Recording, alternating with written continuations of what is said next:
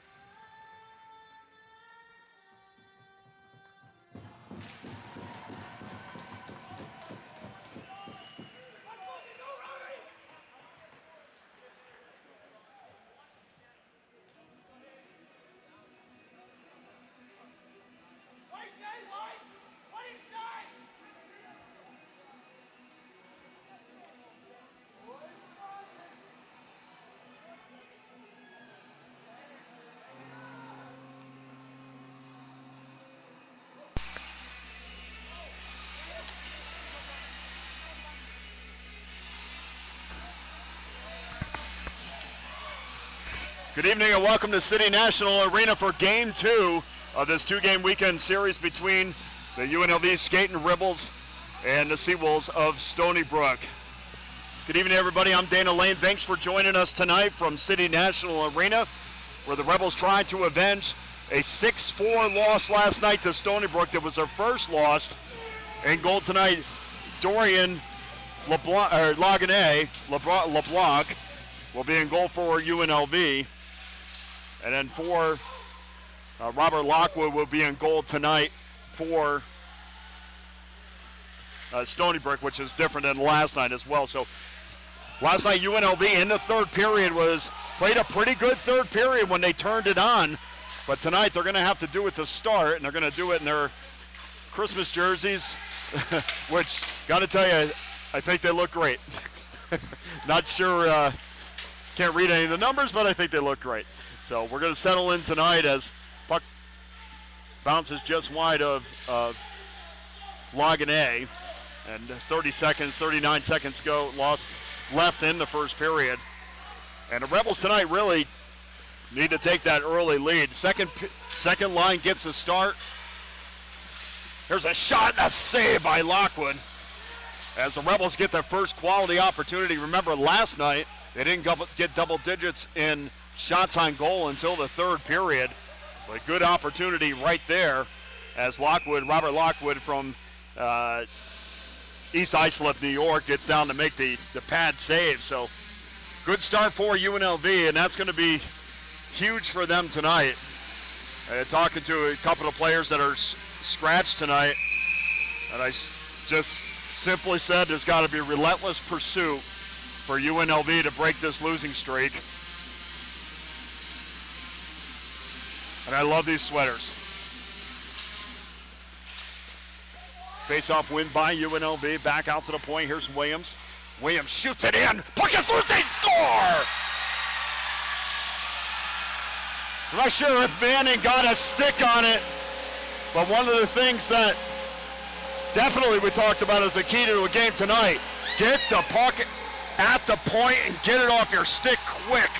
Don't let the defense get a chance to get in a lane to be able to block it, and that's exactly what Eric Williams did tonight, or did on his first goal. I think Manning might have gotten a stick on it, but nonetheless, either Eric Williams will get the goal or he'll get the assist, and UNLV is off to a 1-0 lead as they get that very important goal as they try to break this losing streak, and can't be very happy about losing their first game at home last night. A good start by the Rebels, but as we talked about last night, this second goal is extremely important. Here's Turcotte battling down low. Loses the battle as Peck gets control of the puck and then lays it on off to White. And Manning indeed did get the goal. And Eric Williams will get the assist. And there's no secondary assist on that, so it's check that. DeMizio gets a secondary assist. Here's Toriumi's pass cross ice, scored a Malone. And UNLV has come out flying tonight. And they take a 2-0 lead on a beautiful cross-crease pass by Kane Toriumi. And buried home. And we'll just make sure that was, we'll see who gets the goal in that, because there was saw 7, which was Malone. And we'll see exactly what's going on here. Here's some discussion.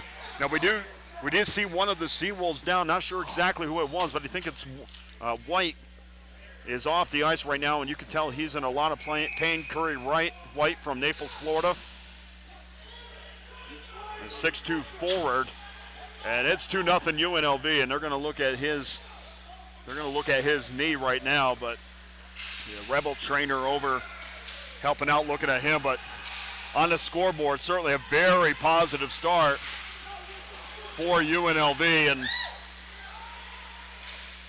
love the body language so far as Lagane gets down to freeze the puck with 17:40 to go in the first period. And then sometimes when you just didn't have your legs to start game one, there's nothing better than to come out in game two and be physical, set the tone for the rest of the game. And indeed, Paxton Malone does get the goal for UNLV, and Kane Toriumi is going to get the assist. And Jared Turcotte is going to get the secondary assist. So it's Turcotte, Toriumi gets the goal, or gets the assist. And UNLV has a 2-0 lead over Stony Brook with 17:29 to go in the first period.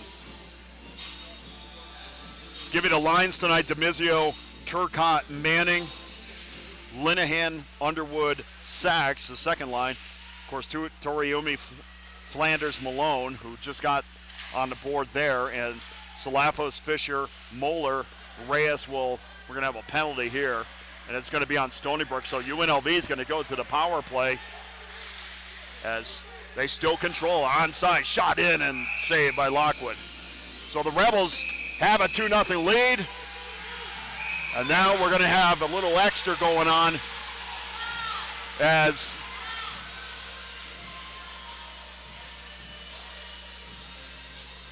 the Seawolves, you could tell, are getting a little bit frustrated, or at least at this point.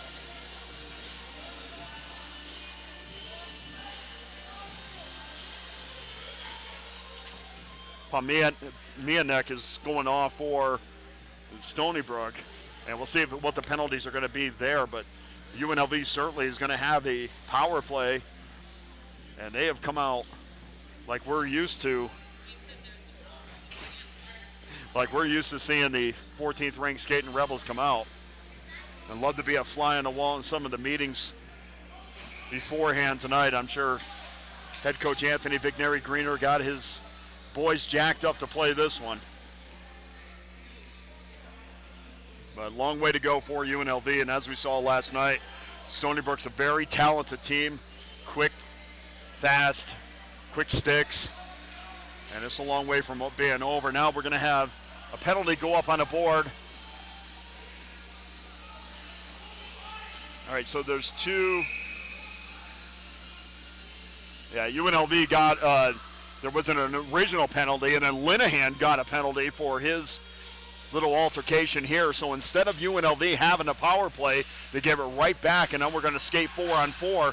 And this is really going to, we're going to be able to see exactly if UNLV has better legs than they did last night. Good anticipation there by Asaf, trying to keep it in the zone, but deflected out of play.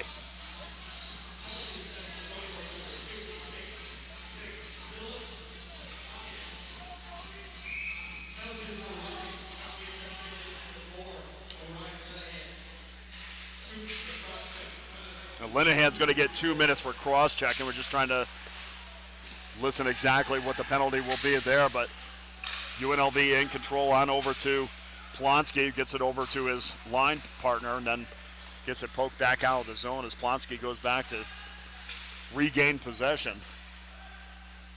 1:30 to go in the 4-on-4. Here's Turcotte. Turcotte, good stick. Then gets it stripped away by Ronaldo. Ronaldo 2-on-1, and it doesn't get a shot in on Laganet. And the Rebels back in transition as the puck goes down the ice. We'll have an icing.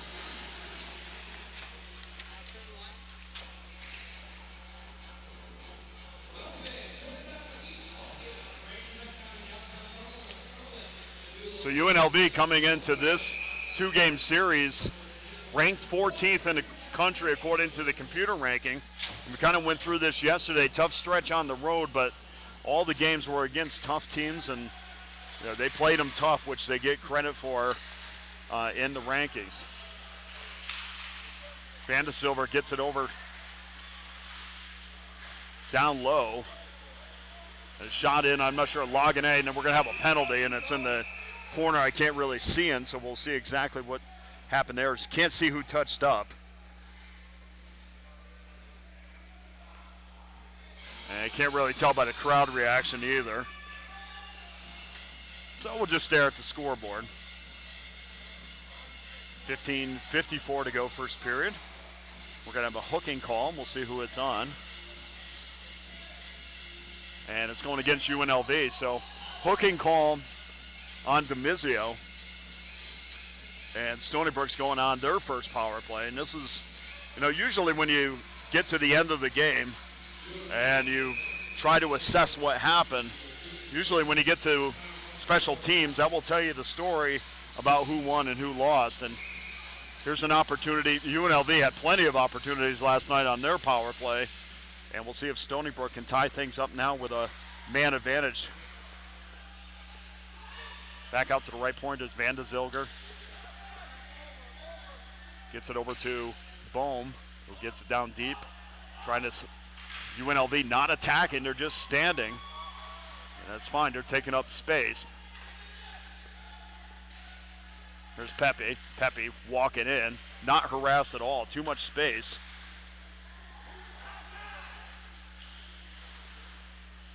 Belger looking for an open spot. Here's a shot in on Laganet. He had to make the save. And it did so, and UNLV is able to clear. So good clear there. But boy, an awful lot of space for the Seawolves to maneuver. Comes Belger with speed. Gets it on over to Slevin. Slevin gets it inside the UNLV offensive zone. Skating along the half boards. Cross ice pass. Here's a shot. Hit the post. Laganet is down. Puck is still loose, but poked away. Belger regains possession for Stony Brook. And again, Stony Brook has an awful lot of room to maneuver out there. Now being harassed. 14:22 to go, 27 seconds to go. Now it's a 5-on-4. Back out to the right point is Hune. Hune shoots it in. Saved by Laganet. UNLV trying to get possession. Can't do it. It's kept in there by Pepe. Pepe's just walking in. Looking for a wrist shot. Goes wide. Puck bounces and deflects in front of Laganet. And Laganet is down and freezes the puck. So 7 seconds to go in the Stony Brook power play. And there's 4 or 5 players down on the ice with 14 minutes exactly left in the first period. And 2-0 UNLV. Good opportunity there. Very patient from Stony Brook, but again, a lot of room. And it's okay to it's okay to sit back and take away angles and all of that, but sure, at some point, like to go after the puck handler a little bit and force him to make a decision, not react to the decision he's made. UNLV is able to clear it down. And Lockhead had to get down and make the save. Would have had to seen his mouth Fetto, but gets it poked right back to Lockhead. And now big hit at UNLV. Came out in the first couple shifts and really took the momentum in this game, and they really haven't let up ever since, except for the power plays. There's another puck that's going in down on Lockhead, and Lockhead decides to just control it as Muller goes in to give him a little token pressure. Malfetto had him away from Lockhead, so no chance and no rebound. Good hustle nonetheless by Muller. Face off right of Lockhead. Turcotte will take the draw. Palmieri will take it for Stony Brook. The idea here is to get it back to Manning. Puck, DeMizio wins, or UNLV wins the draw. Puck taken by DeMizio, but forced back outside of the offensive zone and back down into the UNLV end. 13-10 to go first period. 2-0 UNLV. Rebels back in transition. Shot wide. Here's DeMizio. DeMizio lays it off down deep to Turcotte. Gives it back to DeMizio. Looking for somebody in front, but none of the Rebels are there. So with nobody in front, it becomes a perimeter game for UNLV. And we're going to have another penalty. And that's going to go against UNLV as well. So the one thing that you have to protect against, you come out with your hair on fire in the first 2 or 3 minutes, but then what do you have left after that energy is gone? And so far we've seen Stony Brook since that time get 2 power play opportunities. And hopefully UNLV can kill this one off as well. Slashing penalty. Here's Peck. Peck winds up, tries to get one on net. Instead, it's poked away. Lockhead goes out to take it for Stony Brook. Lays it off for Hune. Hune gets the puck on his stick and controls it inside the UNLV end. Lagané did a good job of coming out, getting the puck, and then making a decent clearing pass to force Stony Brook back to regroup and get back down in transition. 1:13 to go in the power play.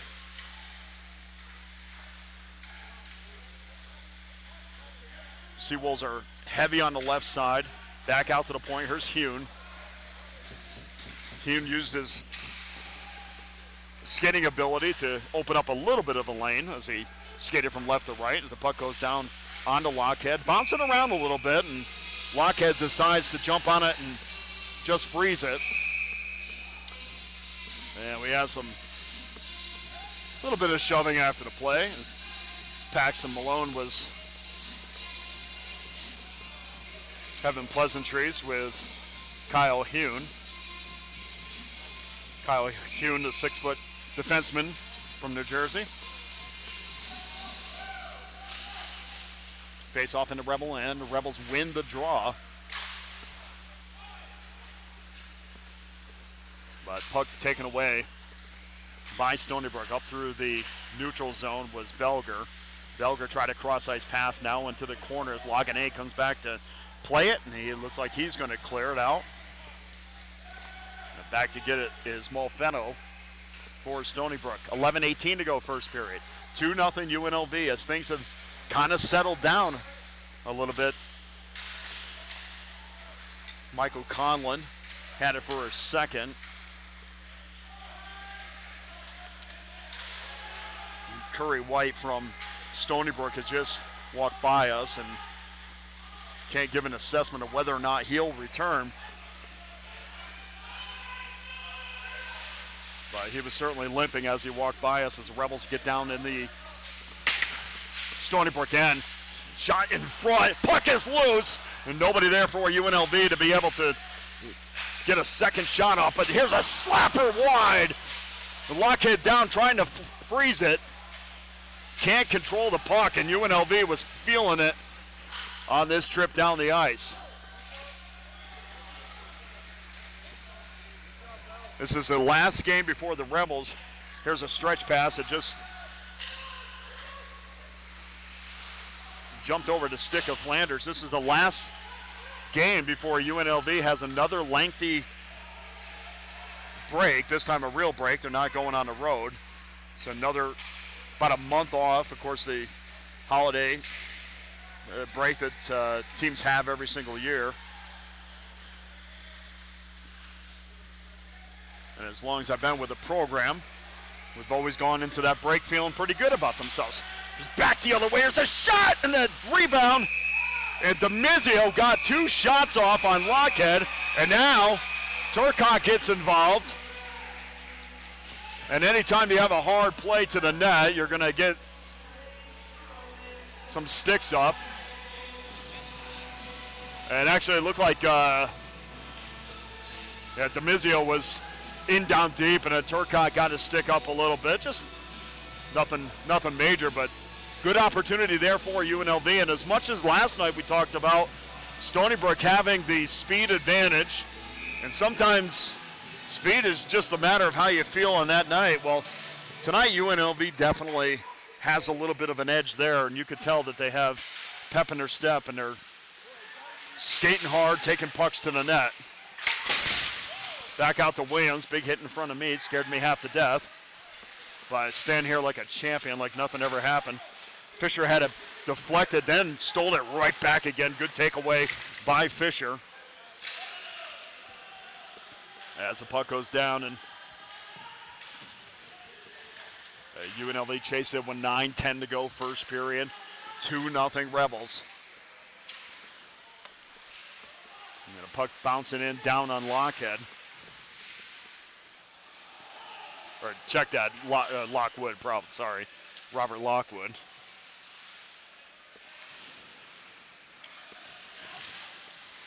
Here's a loose puck in front, and Loganae is down. Definitely protecting the 5-hole. And none of the loose pucks ever got in on Loganae. Kind of a different story tonight where, you know, Stony Brook for sure, and at least in the shots on goal. I can't help but to watch some of these things on the scoreboard. At least in the shots on goal category, UNLV defensively is holding their own for sure. And as I said, it looked like they got a little bit better of a step. And puck and loose in front. Yates is Dorian is down. And Stony Brook scores. The backhander, and I can only guess because it's on the other end of the ice, but I think there was a backhander, and I think Ronaldo finally got his first goal in this game, or in this 2-game series. He's Stony Brook's leading scorer, and we'll get the official announcement on that, but it did look like he got his stick on it. And this game's going to be tied at 1 apiece. Dustin Ronaldo from Lindenhurst, New York. And here's the official announcement.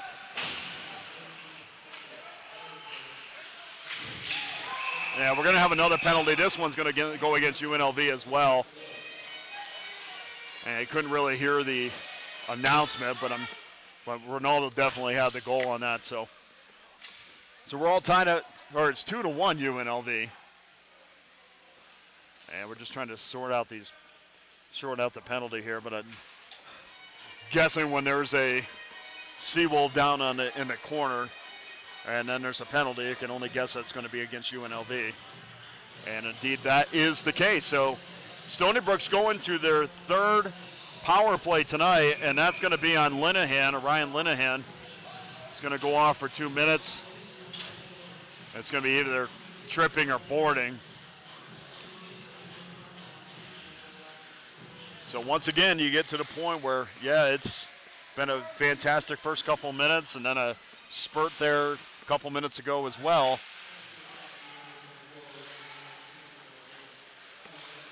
I think they said interference on Linehan, so here we go. Stony Brook down by 1, and boy, if they could tie this game up or even take the lead at the end of the first period, that would be a huge feather in their helmet. Go with helmet. Just under 8 minutes to go, first period, 2-1 UNLV. A minute 24 left in the power play for Stony Brook, and the Rebels are able to clear. Rebels will get a quick change as Hune will go back to get it for Stony Brook. Token pressure there by Salafos. And Manning also coming up to, check that Fisher coming up to join him as well. I like that pressure.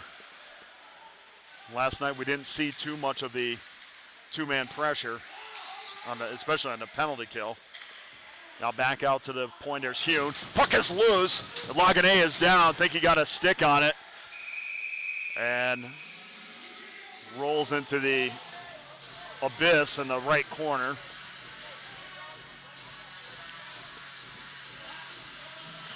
There's 7:08 to go in the first period. 2-1 UNLV with 44 seconds to go in the power play to Linehan.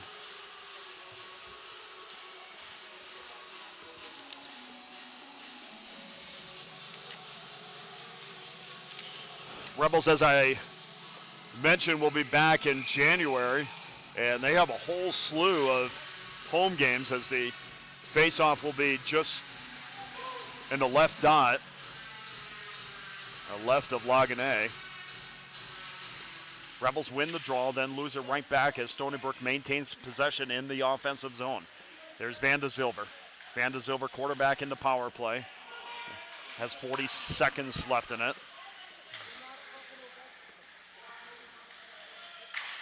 There's a backhander in front. Lagane, I think, got a pad on that, and the Rebels got a stick on it and was able to control it out or throw it out of the zone.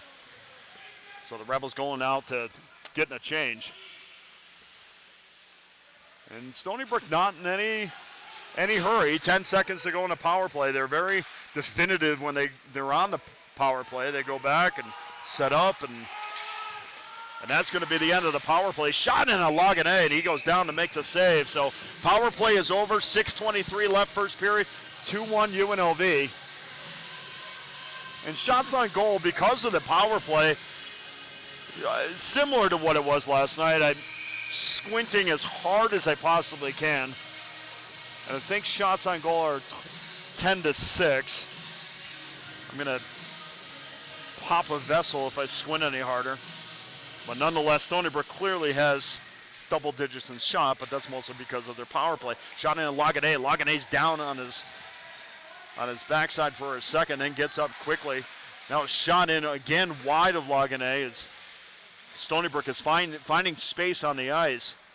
Even in 5-on-5, they're in pretty good position to get quality shots off. Unfortunately for them, none of them have hit the net yet, or at least on that trip down into the offensive end. Rebels try to break out, finally do. 3-on-2 forming if they could get control, and that's one of those you're going to look at later on and just say that's really pretty unnecessary as Kane Toriumi goes in and just levels one of the Seawolves from behind, and rightfully so. That is not going to make them very happy. Van de Zilver was going in for a puck. Toriumi cross-checks him from behind, and we'll see exactly how this all unfolds, but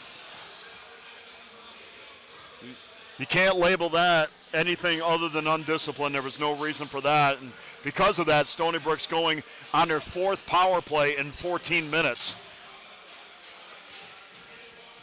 So despite the lead, UNLV has done some things to keep Stony Brook back in this game. I mean, honestly, they've given them 8 minutes, or going to give them 8 minutes of power play time in the first period out of 20, and that's just, you're just asking for bad things to happen.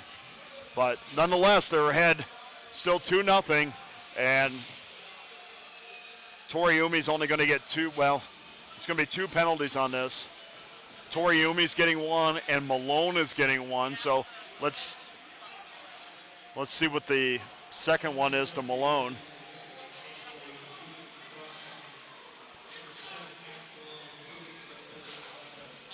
Yeah, unsportsmanlike, yeah.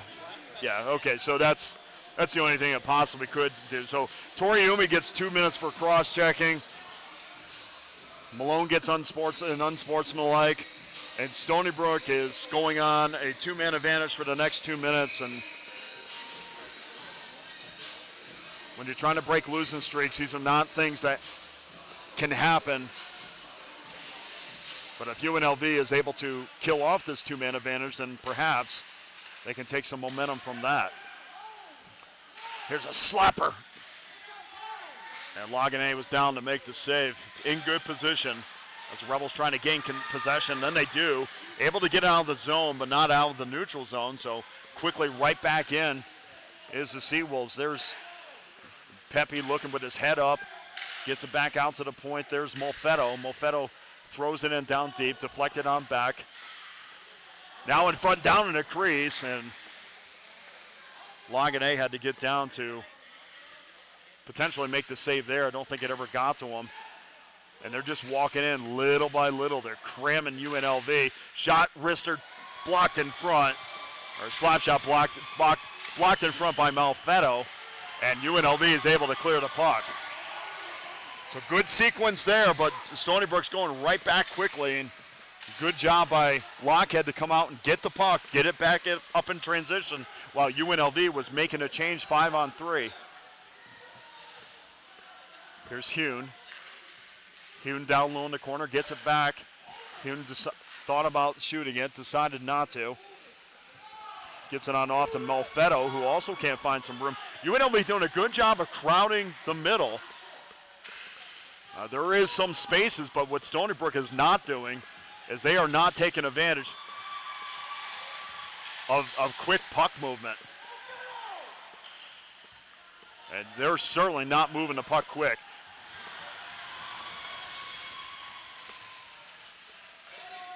.356 to go.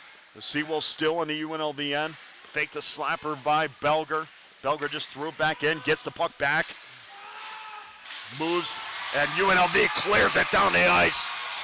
And they've killed off a 2-man advantage. Back in transition is Hune for the Seawolves.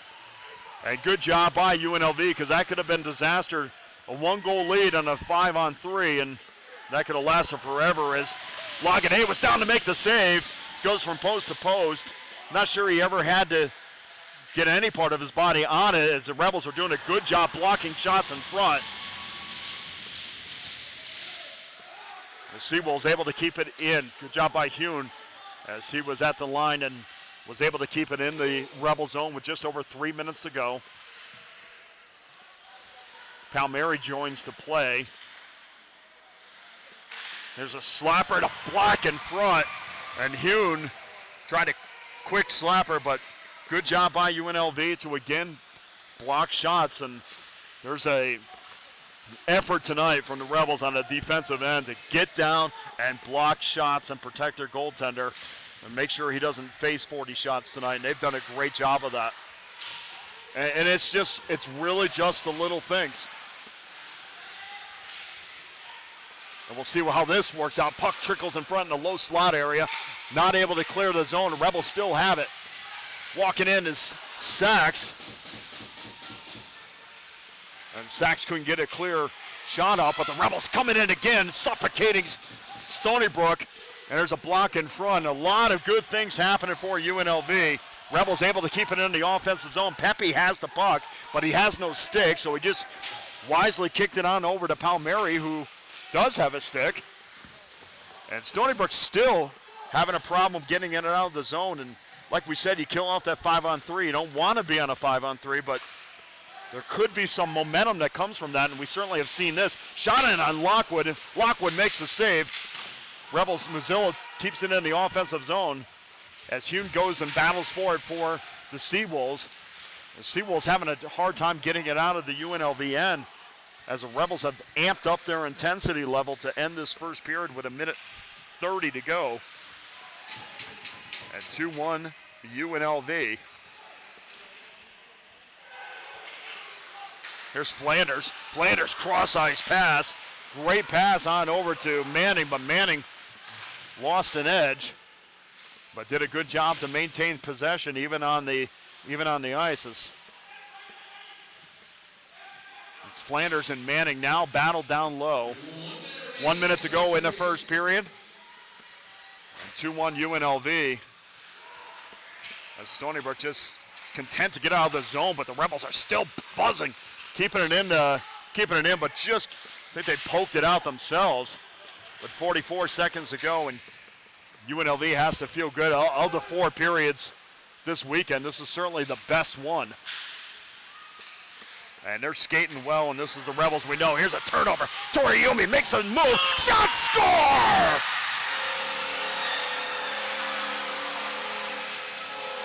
Well, Kane Toriumi set that one up. Made a great move. And John Muller jumped on the loose puck and jammed it home past Lockwood. And UNLV extends their lead to 3-1 with seconds left in the first period.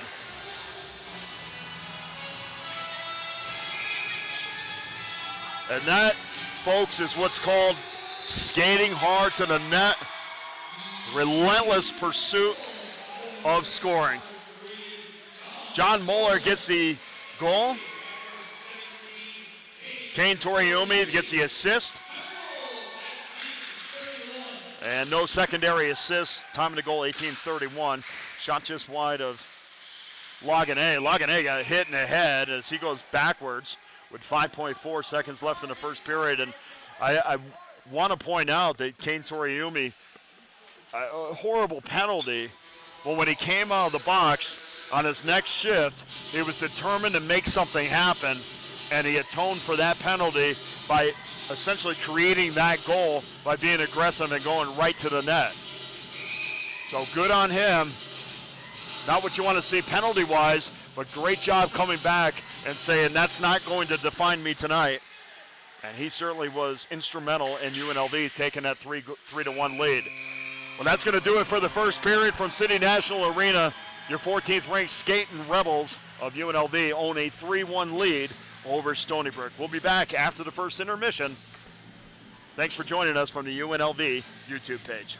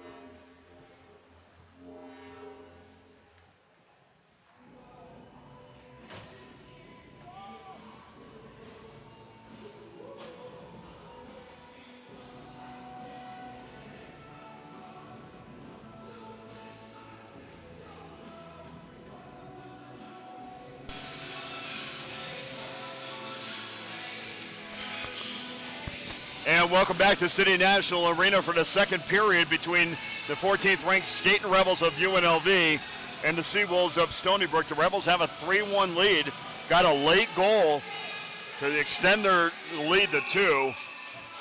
And it's going to be important to see the first couple minutes here of the second period and make sure the intensity level is what it was in certainly most of the first period for UNLV, despite giving up, and there was a good opportunity there right off the draw, despite giving up 4 power play opportunities to Stony Brook. Here's a shot and a save by Loganae, and the net comes loose. And we've certainly have seen this before, but we'll chalk that up to accident there. And of course, last time Mr. Loganae was in net, we saw him deliberately push the net off at least 2 or 3 times, which was a quite entertaining sequence. But and they're warning him right now about doing that again, and that's certainly something that we've seen in the past. Underwood will take the draw right in the right dot of to the right of Loganae. One there by the Seawolves. Here's Pepe. Shot from the point. Goes wide. Puck is off. And the net comes off again. And Loganae was just going to dive for the puck there and hoping to freeze it. But I laugh because the last time this happened, it was the referee forgot who it was at the time, warned him about doing it, and then he turned right around and did it again. So not what you want to see, but entertaining. Shot goes wide of Loganae. Back out to the pointers. Pepe manages to keep it in. Good job there as the Rebels are flying again. Puck wide of Loganae. The Rebels finally able to clear down the ice. Just underway here in the second period. And we'll have an icing. And we'll come all the way back for the face-off. So we'll see if Coach Garofolo got the troops fired up for Stony Brook. Of course, he's in his 8th season as a head coach of Stony Brook, and he's been with them for quite a long time. Over 20 years he's been part of this program. So obviously takes a lot of pride in their success and is definitely dedicated to winning here, or winning in Long Island, New York. Rebels battle along the corner, or along the half wall. Murphy had his pocket picked. Now back into the offensive or defensive zone. Here's Mazzillo. Mazzillo trying to get up through the middle so we can get in transition. Sachs is just weaving in and out of Seawolves, going hard to the net and goes around the net trying to lose his man. Now back out to the point. Sachs still with the puck, shoots, high score! Well, Jake Sachs, about as pretty as of a goal as you'll see, and Sachs had control of that puck for a good 15 to 20 seconds, wins a battle in his own defensive zone, goes the length of the ice, uses the goal to rub away the Seawolf defender, skates all the way back out to the point, and finds a lane and wrist it past Lockhead, and UNLV extends their lead to 4-1. And that was as pretty of a time of possession goal as you'll ever see. But Jake Sachs has had a fantastic weekend, and he continues that here right now. 4-1 UNLV with 18-19 to go in the second period. And the Rebels just look like a different team. They look like the team. But here's the giveaway. Here's the giveaway in front. Loganae down, shot, score. Well, Peck got a gift there because there was a turnover in front, made a move to the forehand, then went to the backhand and pushed it just past Loganae. And just like that, Stony Brook is right back in the game at 4-2. So turnover in the Rebel end. That leads to a goal, and Stony Brook gets that goal right back And now it's 4-2 with just over 18 minutes to go in the second period.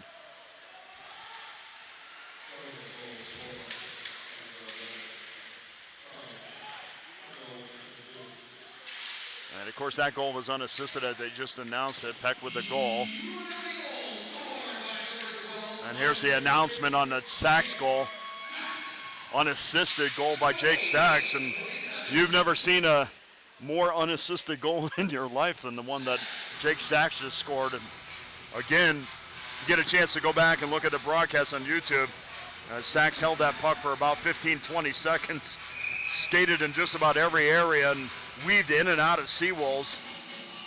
Got it back out to the point as he carried it deep and was able to push it past Lockhead. But for Stony Brook, they come right back and get that back. So it's 4-2 now, UNLV with 17:30 to go in the second period. And Malone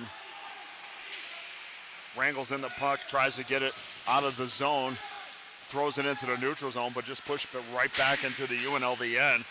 The turnover in front again as puck found its way in the high slot area, but fortunately for UNLV, nobody there from Stony Brook. There's a drive in on Lockhead, and Lockhead is down, and the puck just found its way to Lockhead rather than an actual shot. But the Rebels doing good things, going hard to the net, which is exactly what you want to see them do, and nobody does it better than Jake Sachs. We've been watching Jake do it for at least 3 years now. 4 years, I think Jake's been here every year that I've been here, so we've been seeing Sachs do it, and of course, with all his injury issues throughout that time, he's as good as it gets when he's 100%, and of course right now he certainly is, and we're going to have a penalty. And that might be on, well, UNLV has the puck, and I'm not sure, it's going to be a slashing call, and it could, UNLV has the puck, but I think Stony Brook touched up before, and we'll look up on the scoreboard, and indeed that's exactly what's going to happen. So Stony Brook once again gets another power play opportunity. John Mueller will go off 2 minutes for slashing, as the faceoff will be in the left dot. Another opportunity for Stony Brook. If they end up not winning this game, they certainly can't say that they didn't have opportunities to win this. The Rebels are giving them plenty of power play time. Here's Palmieri. Palmieri making a move, trying to get it over to Bohm, but decides he's going to keep it too. Now cross-ice pass back at the point. Here's a shot, puck loose in front. Palmieri was charging hard as it finds its way back to O'Brien. O'Brien shoots, wrister, and right into the gut of Dorian Laguenet as he freezes the puck. So 16:29 to go, second period. A minute 30 left in the power play, as the Rebels, by my count, have had to kill off at least 5 power plays, including a 5-on-3. Draw one back to O'Brien. Gets it back out to Hune, who throws it right back to O'Brien. Now down low to Bohm. There's a shot blocked in front. Good job by Mueller to block that, as Bohm was walking in, looking for some space. The Rebels in control, and they're able to clear it down the ice. So they killed off the first minute of this power play, and we're at 16 minutes even left in the second period. 4-2 UNLV, as Stony Brook methodically goes back to set their offense on the power play. Laguenet goes back to play it. It could have been dangerous for a second, but he played it well. He's really done a really good job of both goaltenders tonight. Matter of fact, both him and Lockhead have done a good job of coming out to play the puck, and Lockhead specifically in transition on special teams, or on the man advantage. Puck goes down low again, gathered in by the Rebels, trying to clear it out. Pepe kept it in. Pepe walking in with Peck. He said, "I'll take this," blocked in front. Thrown in down deep, as the Rebels are right there. There's Lenzen. And Linehan gives Peck a shove from behind. Sewell still in control. Shot high, going for the top right-hand corner, doesn't quite get it as the puck goes over the cage. Seawolves still in control. Puck is loose and it goes into Lagane as Ronaldo was trying to make a move, and good tie-up with his stick, making it difficult for him to make a move. And of course, Lagane was in position to make the easy save as the puck found its way in. So Dempsey will take the draw.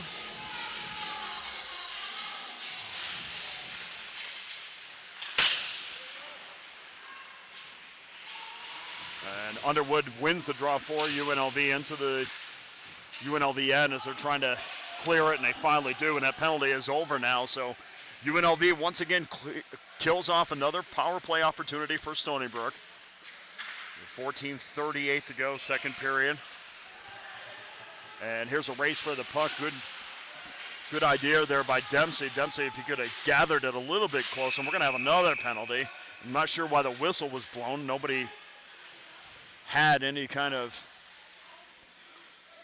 possession of the puck, but probably at that point it's better off anyway. So I think he signaled cross-check, and that's going to go on Stony Brook. So UNLV is going to get their first power play opportunity of the second period, and the Rebels really have not had a lot of opportunities, but this is one aspect of their game that they absolutely have focused on, even dating back to last season, where I don't think they've gotten exactly what they wanted out of their special teams. So Dempsey, 2 minutes for hooking. I guess that you can see the definitive hook call, but hooking nonetheless.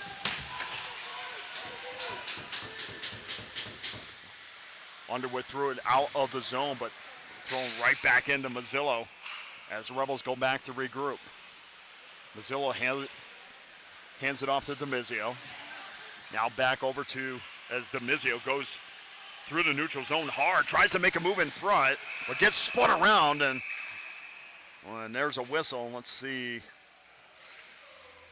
And maybe the puck came out. It's in that corner. And again, I'm not complaining, I'm just explaining. This side of the ice is a little bit difficult to see if the puck comes back out of the zone, and apparently it did. So they should have the face-off outside the zone in the right dot, and that's where they're going to have it. So Moeller will take it for UNLV with 13:45 to go, second period. One there by the Rebels for a second, but good stick work by the Seawolves. Trying to make a move inside was Ronaldo. Ronaldo still has the puck, really doesn't have any help, and there's three Rebels, but doing a good job of killing off this power play, as Ronaldo himself probably took about 10 seconds off that UNLV power play, but Rebels still finally back in control. There's Williams. Williams cross-ice pass up to Erickson. Erickson gets leveled. No call there, but a little bit high hit and some excitement in that corner. Wish I could see. Back out to the point. Here's Williams. Williams over to Asaf, who shuffles it back over to Williams. Here's a shot save and a blocked in front. Under 13 minutes to go in the second period. And the puck is still dancing around the perimeter for UNLV as Williams keeps it in the zone, now lays it off to Asaf, who loses it off his stick. And one of the Seawolves was spilled. And usually that's going to lead to a UNLV penalty, which means we'll skate 4-on-4 for 17 seconds, and then the Seawolves once again will go on a power play. And that's exactly what's going to happen. Didn't see exactly what happened, but one of the Seawolves was spilled, so it's probably going to be a tripping call. And that's going to go against John Moeller, so we'll skate 4-on-4 for 17 seconds, and then Stony Brook will have a power play. Shot in wide. Good opportunity there. He's trying to go blocker side down low. As Mazzillo, here's a turnover back the other way, just still 1-on-3, and a shot just wide. Good opportunity there by Slevin, who picked it up, and fortunately for UNLV, they were covered defensively where that turnover didn't hurt. Rebels back the other way. Shot goes wide of Lockhead. And the Seawolves in control. They're skating around, and nobody for UNLV is, or UNLV is more than happy to just let them skate around as they're trying to kill off this power play. So now it's 5-on-4 for another minute 7. I think my eyesight's gotten better over the last month. Can actually see that now. Seawolves back into the UNLV end. Peck trying to make a decision, then just decides to get it out, back out to the right point. Throws it back to Peck, and then high slot area. And a shot there by Slevin, but Dorian Lagané was right in position to eat that up. And we have a whistle. So 48 seconds left in the power play. 11:30 to go, second period. And I always like to preface that, give you the time on the clock, because I'm not sure if you can always see it consistently. But I remember watching games when I grew up, and sometimes they wouldn't even have the clock or the score up in an NBA game, which is really crazy considering there was points every 15 seconds. Here's Murphy. Murphy in down low. Gets it off to Belger. Belger down low as well. And then throws it back to Belger. Belger on the half wall. Decides to walk in a little bit, but nothing there. Good defense there by Lenzen. Back to Belger. Belger gets it low, and there's a 2-on-1 down low. Puck is deep. And Lagané is extremely fortunate there because there was a wide open net, and defenseman came down to pick up the puck, but he shot it just wide. But Stony Brook still in position. And a UNLV end. 4 seconds to go in the power play. Puck loose in front. And Lagané almost had to get a stick on that, but fortunately good defense again by UNLV. They've been fantastic on the penalty kill. Had a lot of time to practice. But give them a lot of credit. Now they're going to the power play as we're going to have a tripping call. A tripping call on Conlon. Michael Conlon, who we haven't talked about very much tonight. We mentioned his name a lot last night, but just kind of stuck his stick out there, and Reyes was tripped. And now UNLV has a chance to get that 3-goal lead right back with 10:27 left. Second period.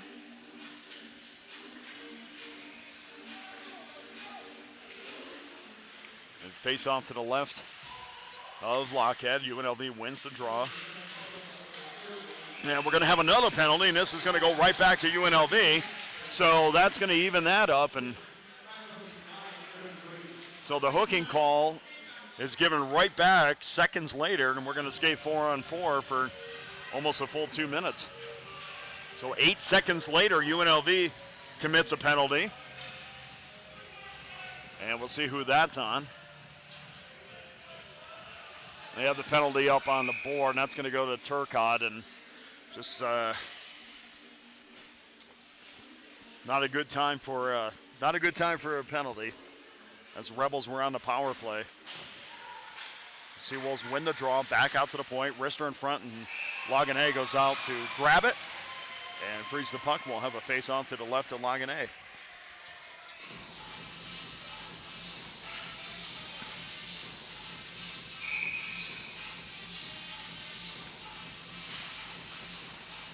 Rebels win the important face-off in their own zone, and Williams has it taken away.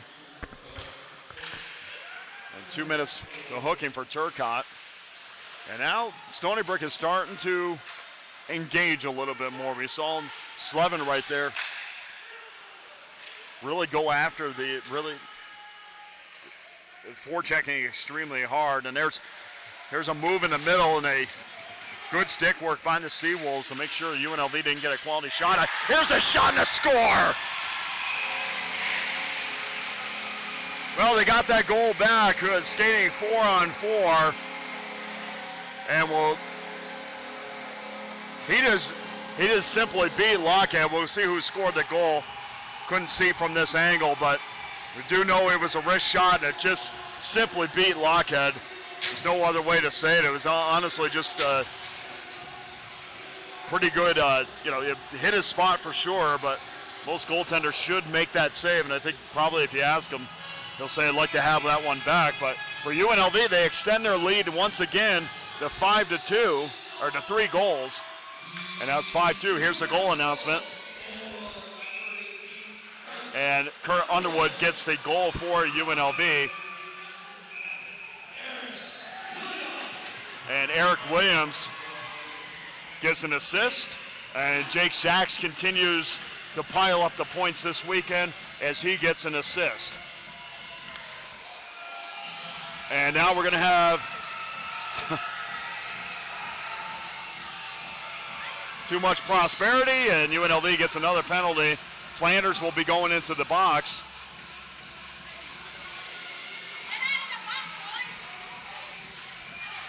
And we hear some fans not happy with the continuous red carpet that seems to be laid out for UNLV to the penalty box.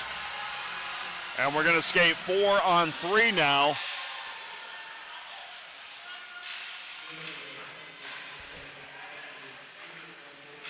And an unsportsmanlike conduct. So those sort of things those sort of things are unacceptable, honestly, at this point in the game. And you just got to be more aware you're up by 3 goals and skating 4 apiece. And the last thing you want to do is let your opponent in. There's a 2-on-1 and Lagane there to make the save. Not saying anything anybody doesn't know, but just those little things sometimes create bad habits that can come back and bite you against the better teams. Not saying that Stony Brook's not one of the better teams, but looking at the upcoming schedule, when you have opponents coming up that are the top 10 opponents, you can't have those kind of mistakes. Here's Peck, and now Stony Brook has a chance to get that goal right back again. Here's Peck. Peck thought about shooting it. Now he does. Shot wide of Lagane. Still in the zone for the Seawolves. Back to Peck again. And there's a shot. Slevin was all over that for a second. I think his eyes got wide for a second, and he missed the net. I think it was deflected. Lagane might have gotten a piece of that, but Slevin was all alone on the doorstep, and he just missed it. And that would have given that goal right back to the Seawolves. Slevin takes a draw from Erickson. Back out to the point as Seawolves able to keep it back in the zone, and Peck again with the puck. He's definitely the quarterback on the power play unit. Good stick work there by Asaf. Getting his stick in the lane, get back to Peck. Peck winds up like he's going to shoot. Lays it off, and a beautiful save by Lagane as coming out of the box. Coming out of the box was, I didn't catch the number. The shot just wide again, and then they score. Well, the thing about for Stony Brook was there was way too much puck movement, and there was awareness of where everybody was on the ice. And I would love to see a replay on that, because the awareness of a teammate coming off the bench after the penalty, it was just basically teeing up on Lagane, and they finally get one to go past them.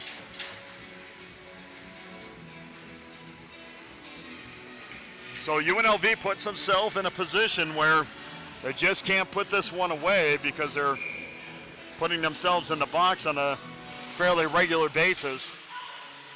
But UNLV is still ahead 5-3. So they still have a 2-goal lead with 8:01 to go in the second period. But the Rebels from now on have to stay out of the box. 5-on-5. They definitely had an edge. Here's a turnover. Shot backhander and a save by Lockhead. Puck still loose. And the Rebels had a golden opportunity there. And going back to play it was Lenzen. Lenzen gets it up through the neutral zone as Flanders is battling Vandazilver. And now thrown back into the neutral zone, taken there by Lenzen. Lenzen skates it in, and we're going to have an offsides.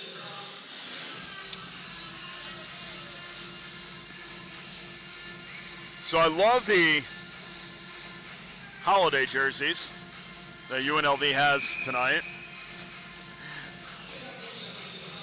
I wish we could permanently put names on the back of the jerseys, but beggars can't be choosers. These are nice jerseys, though.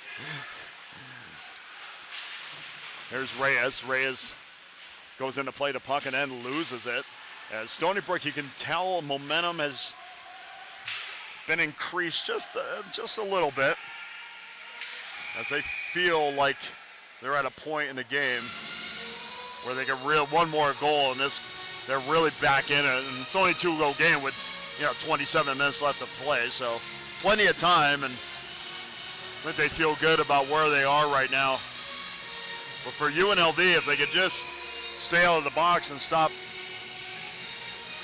giving Stony Brook so many opportunities on the power play, I mean, they would be well in control of this game. Under 7 minutes to go in the second period. And 5-3 UNLV as it goes back to Reyes. Reyes corrals it and gives it up to Malone.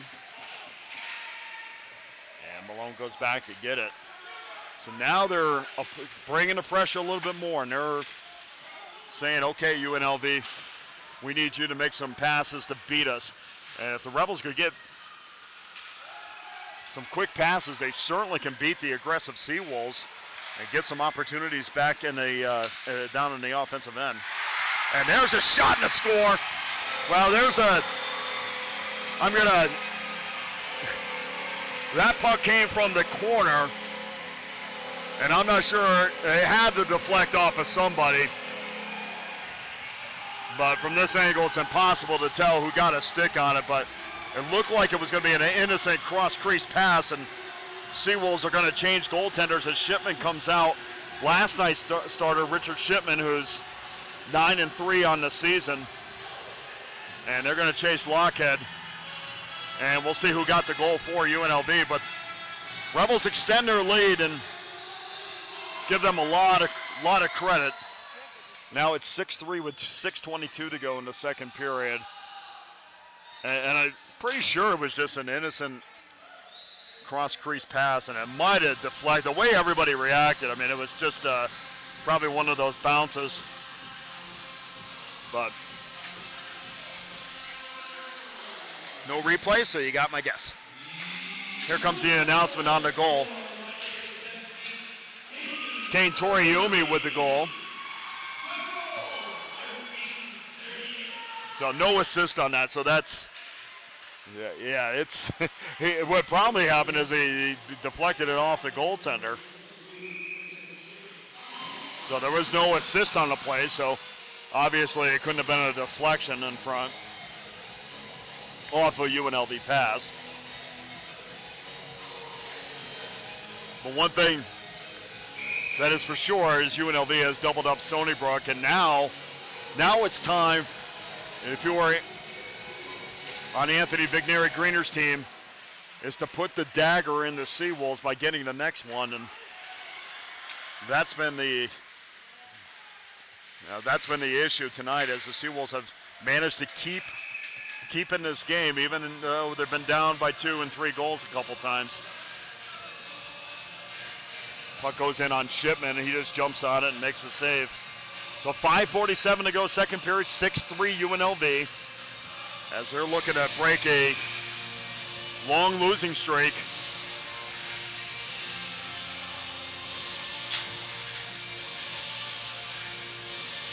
And a face-off left of Shipman. Puck still bouncing around. Finally, UNLV in control, but then loses it again as the Seawolves manage to get it outside the offensive zone. Now bouncing around the neutral zone, but good stick work there by Slevin. Slevin was able to maintain control and beat two Rebels with his stick. Stick on the ice. Let's see who doesn't have a stick. And appears everybody. Oh, no, we see that it was Mazzillo who didn't have his stick. As the puck thrown back down into the Seawolves end. Good work there. Good work there by Stony Brook, able to force a turnover and then throw it back down in the UNLV end. You could tell they're going to be aggressive for the rest of the night, and especially down by 3 goals, they really don't have a choice. But it's an extremely talented Seawolf team, so even a 3-goal lead doesn't seem like it's safe at this point. 4:31 to go, second period.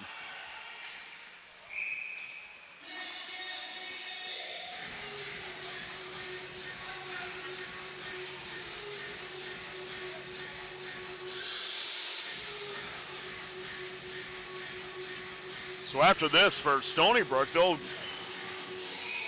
have some time off as well. They won't play, according to the ACHA website, they won't play again until the 19th of January, and then they'll play the 4th-ranked team in the country, Michigan Dearborn. And the Rebels will be back on the 4th of January. They'll play on the 4th and the 6th against the 10th-ranked Jimmies of Jamestown. And boy, they have a doozy of a schedule coming up. And the schedule reflects some not as impressive as they've been in past years, but boy, this has been the most competitive schedule that UNLV has had in the 4 years I've been here, and then we're going to have another penalty.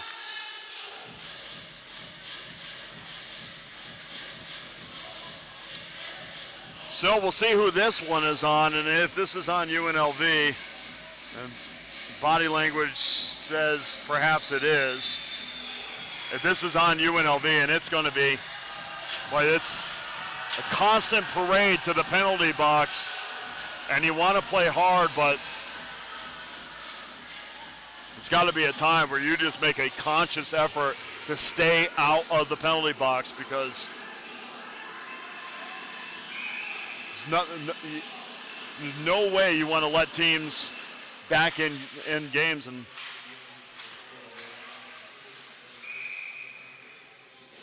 yeah, I couldn't really hear the call. It's been PA's been good at times, not so good at other times, but nonetheless, Linehan is in for 2 minutes. Face-off will be left of Laganet. One there by the Seawolves. Back out to the point is Hune. Hune gets it down deep, and a cross-ice pass, trying to find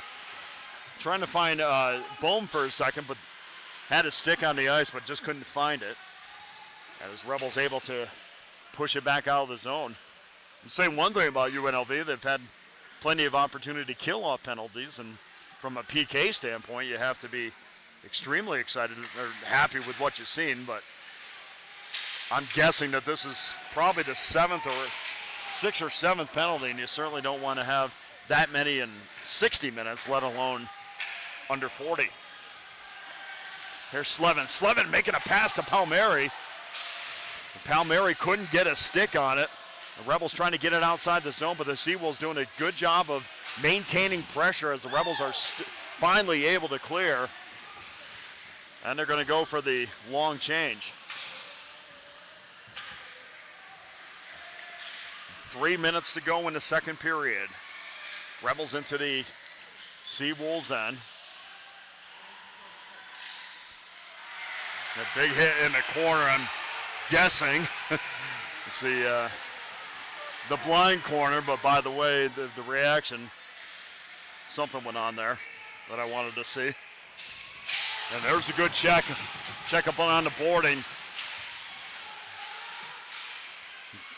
Really good job there by Ronaldo keeping his feet, and of course Ronaldo's a big kid, so it's going to take a fairly big hit on him to get him down on the ice, but Ronaldo did a good job maintaining his balance despite the hit at the blue line.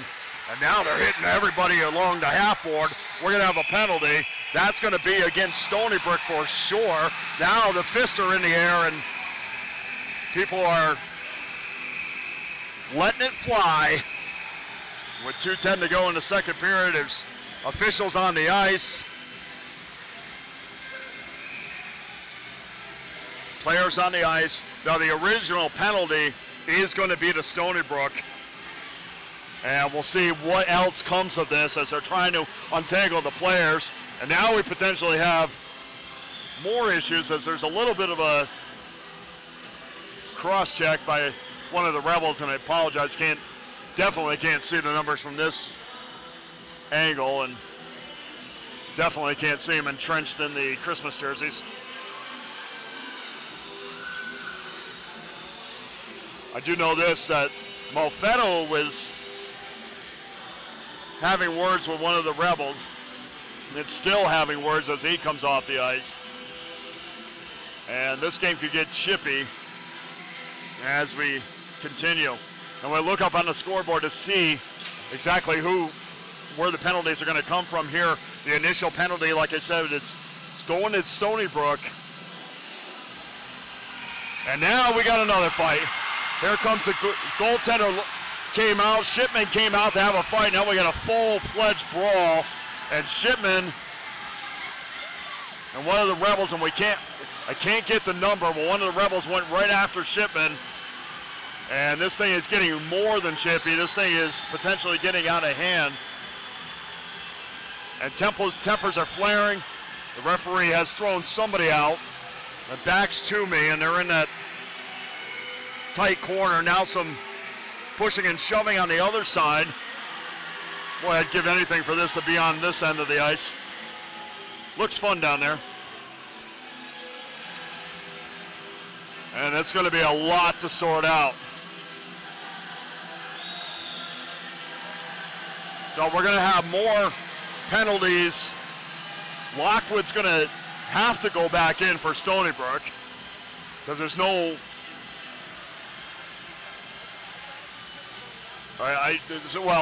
Lockwood came off the ice again, or went onto the ice again, so perhaps Shipman's night is done. Perhaps Shipman's going to get a misconduct. And this is going to take a while. I've seen chaos like this before, and folks, this is why I prep for hours upon hours.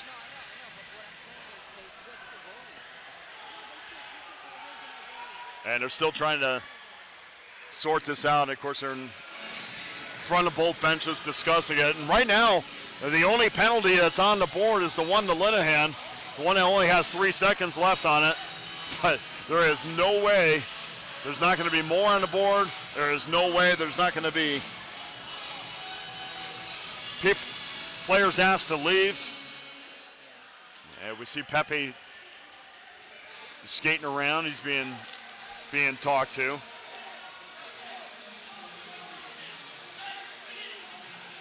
Devin Pepe from Essex Fells, New Jersey.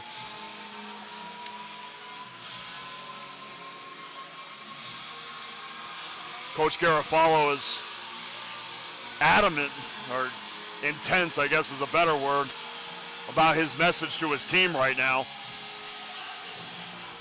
And he is not happy with their effort. And perhaps doesn't want to see what we just saw happen.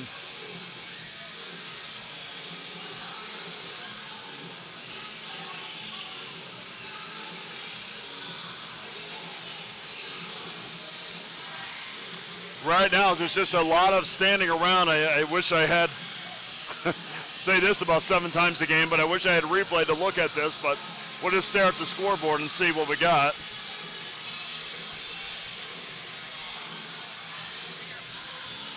Now we are looking, there was a big hit along the half wall.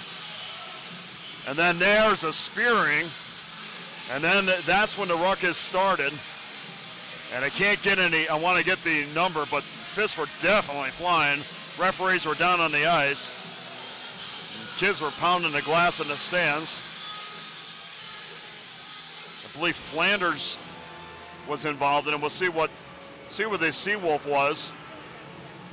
And coming up from the pile was Plonsky. And then there was a shove. Ronaldo got shoved in the head. And Ronaldo let that go. Not sure I would have. Slevin got jabbed in the head. And it looked like Mazzillo was trying to engage somebody. Mazzillo was trying to, he went after 3 different seawolves to try to engage them, and finally they just skated off. See what Mazzillo gets in all this. Give Ronaldo a lot of credit for not going after Mazzillo.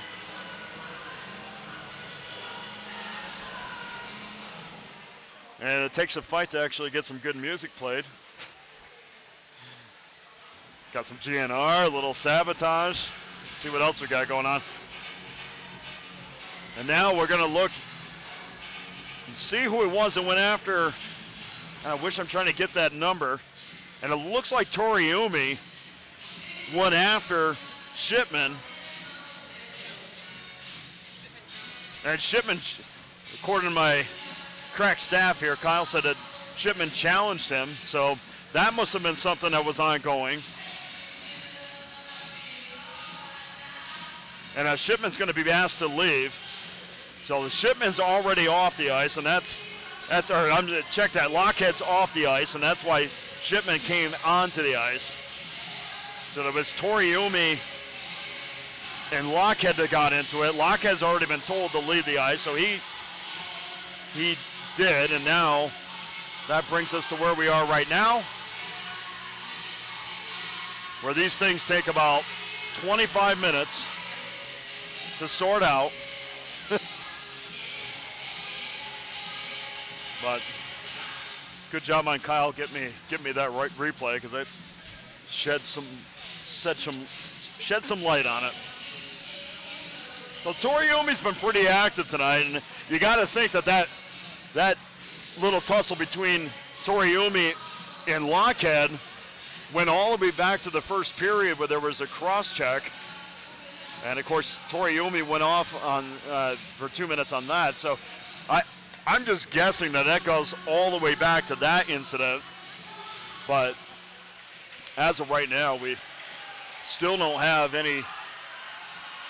So Malfetto is being asked to leave as well. And so far it appears that the Rebels are going to get the better of this. Of course, I can't see if any of the Rebels have been asked to leave, to be fair. Still nothing up on the scoreboard, but we've seen 2 Seawolves get escorted off the ice, and then Richard Shipman is going to be, or Lockhead is going to go back in.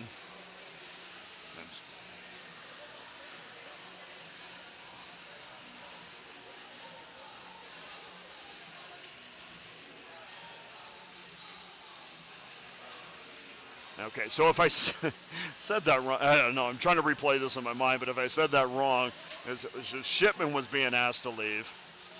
Lockhead's going back on the ice, so Shipman was the one that got into the fight with Toriumi. And I won't bother to belabor that point because I'm sure I'll say it wrong again.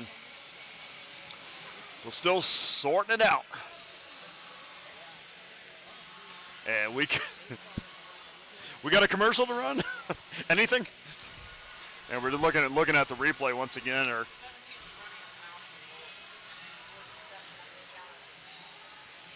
Yeah, so the best that we can see is Toriumi was going after Shipman. And then here it goes. We're watching the altercation once again. Toriumi, it's I don't know. If I'm going to get in a fight, I'm just going to say this right now. If I'm going to get in a fight, I'm not going after the guy with the most pads. I mean, I'm going to find some guy that, looks vulnerable. Yeah, but let's here's the thing. If you're going to fight, take the mask off and drop the gloves, right? And that's not what happened there, but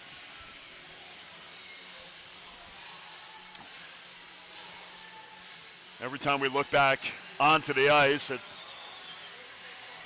Looks like it did the last time we looked on the ice. Still no penalties up on the board, and of course we know that that's not accurate.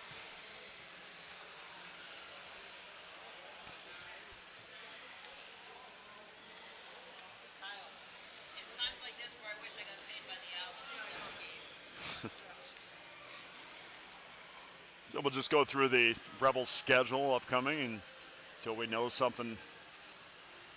And one of the linesmen is having a discussion right now with Hune from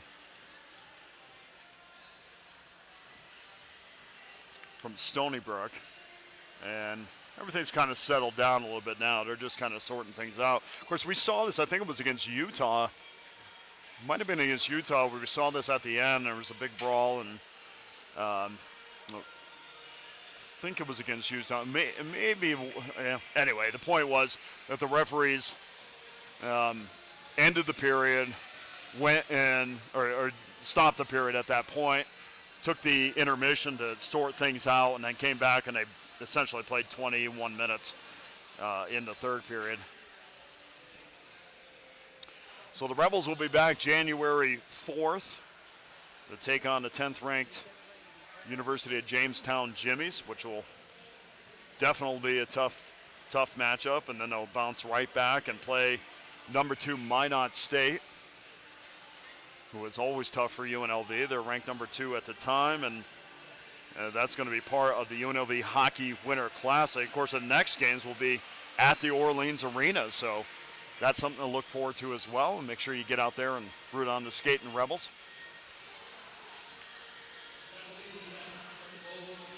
Okay, here comes the penalties of some sort. I've been told through the PA system that penalties have been assessed to both teams. Kind of got that. UNLV Hockey Winter Classic. UNLV will play the University of Oklahoma, who was ranked 11th in the computer rankings. And then they'll play on the 12th.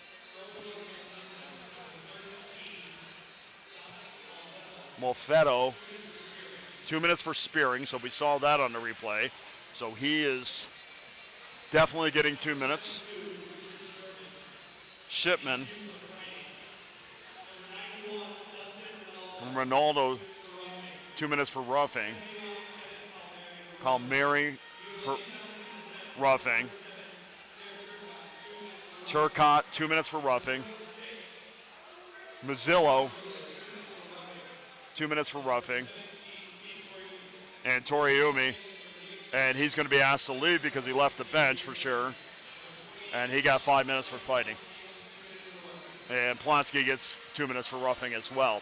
So we'll see how that all shakes out. They have put Toriumi's penalty up on the ice, the 5-minute penalty to Toriumi.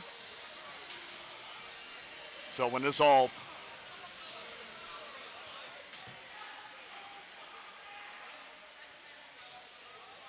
and the thing about what Toriumi did is he left the bench area, which we couldn't see.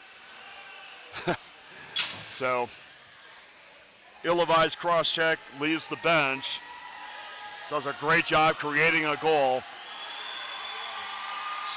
So perhaps when Toriumi does come back on the ice, that he'll atone for this penalty, but it does appear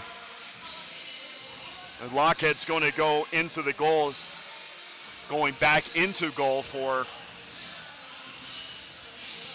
Stony Brook. It's nothing more calming than to have Justin Bieber.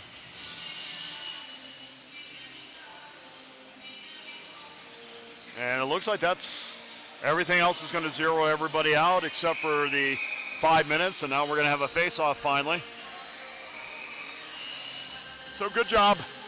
Good job by the officials. They got just about everything correct. I didn't think there was anything that they missed.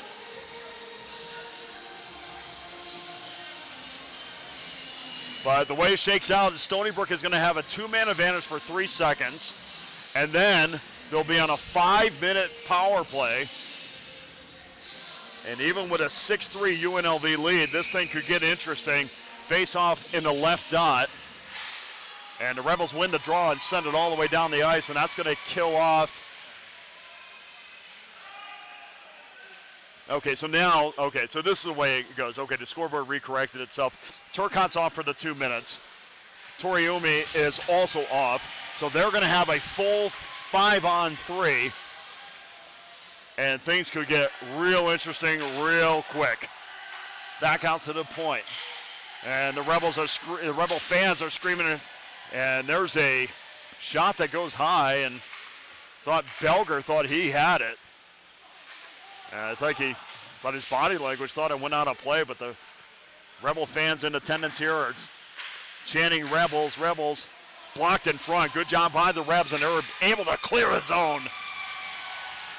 So 1:11 to go in the Turcotte penalty, and 4 minutes still remaining on the Toriumi penalty. And this period of time, with 1 minute left in the third period, is going to be a momentum builder for one of these teams.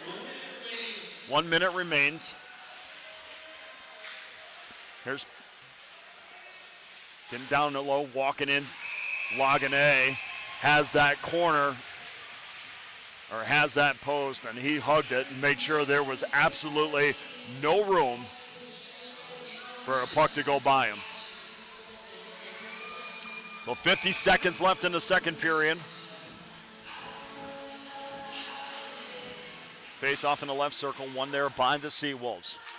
Here's Pepe. Shot, save, rebound. Lagane has the net come off just a little bit, but I don't think anybody realizes it. Seawolves able to keep it in the zone. Back to Pepe. He's got Slevin to his left. His side's not, and there goes the goal once again. And this is about the fourth time now. And we do know this. We know that plays awfully aggressive down near the post.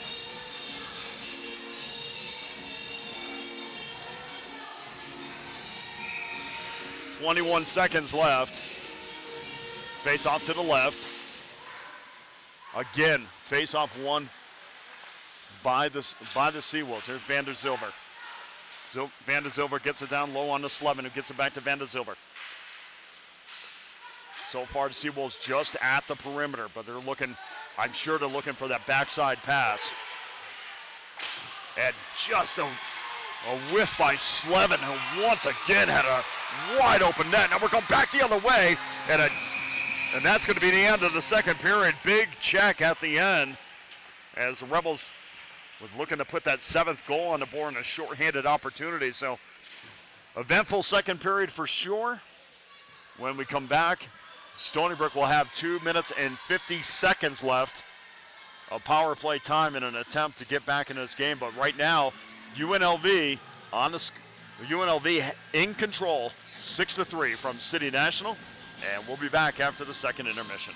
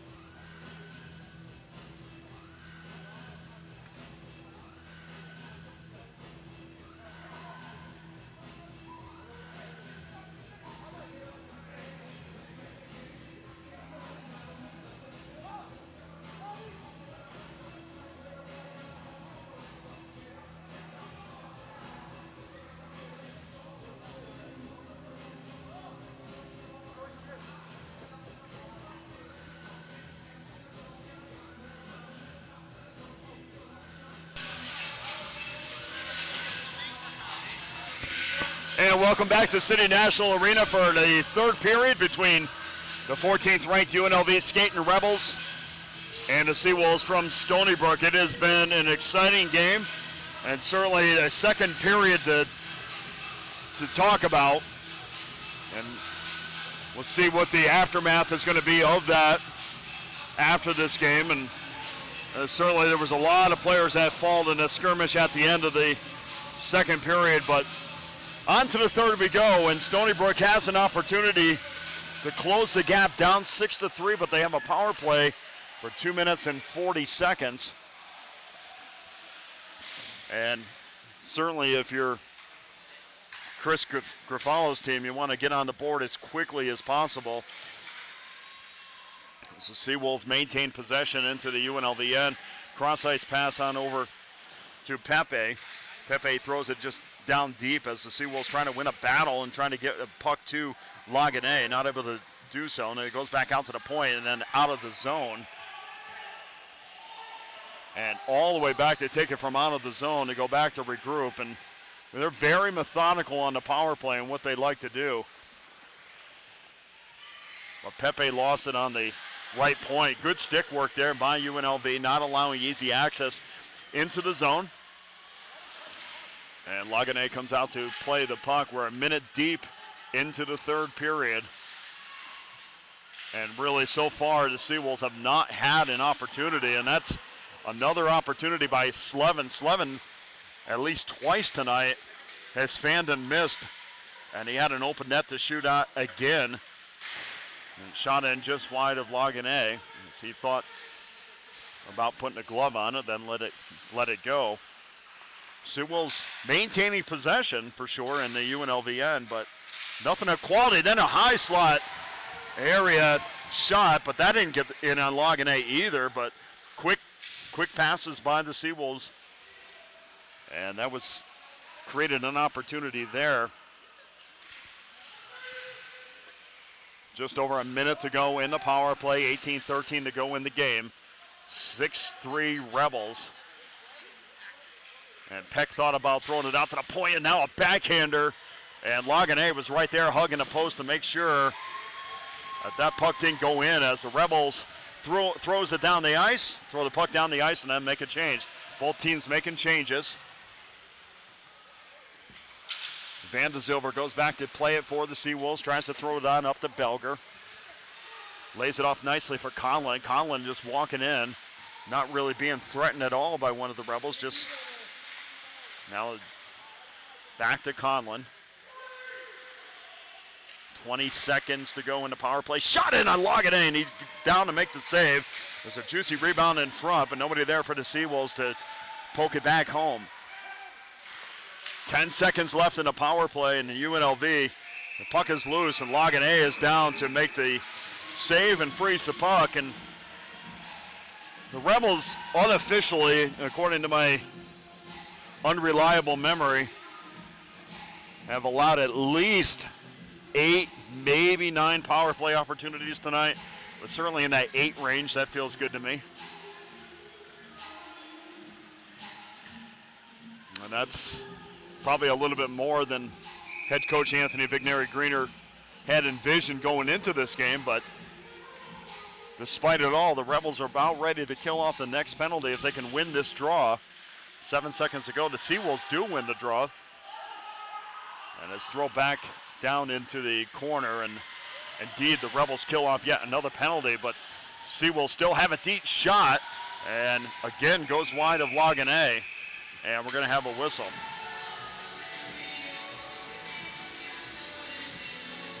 So to see if there's any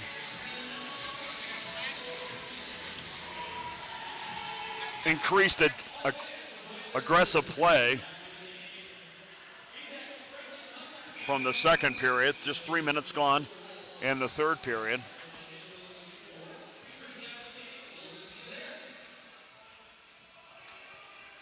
And if you go back and see that replay, well, I won't go through it anymore. I'm just replaying this in my head, and quite a spear, and puck is loose in a high slot area, and then thrown back down in the corner. Lagane going post to post, making sure doesn't get caught off guard by quick passing of the Seawolves. And two Rebels almost stripped the puck and forced a turnover. As Lockwood goes back to make the play. Good forecheck there by the Rebs.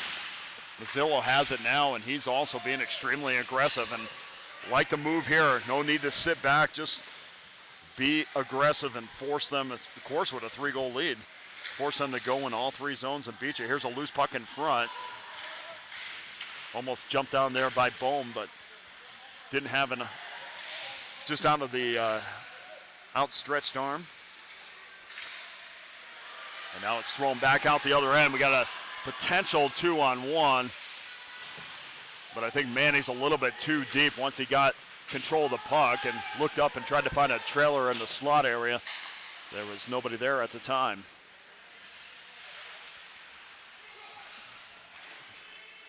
Thrown back to length of the ice. We'll have an icing. So 15:36 to go in the game. 6-3 UNLV.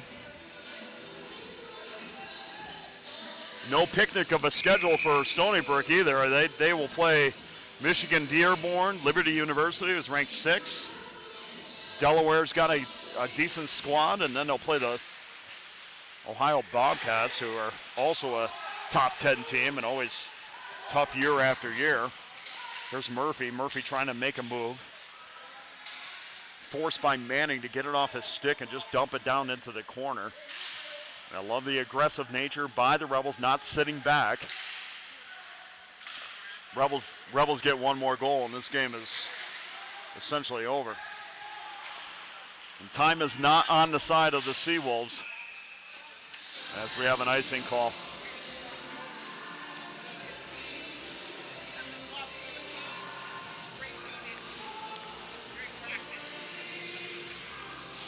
Seawolves have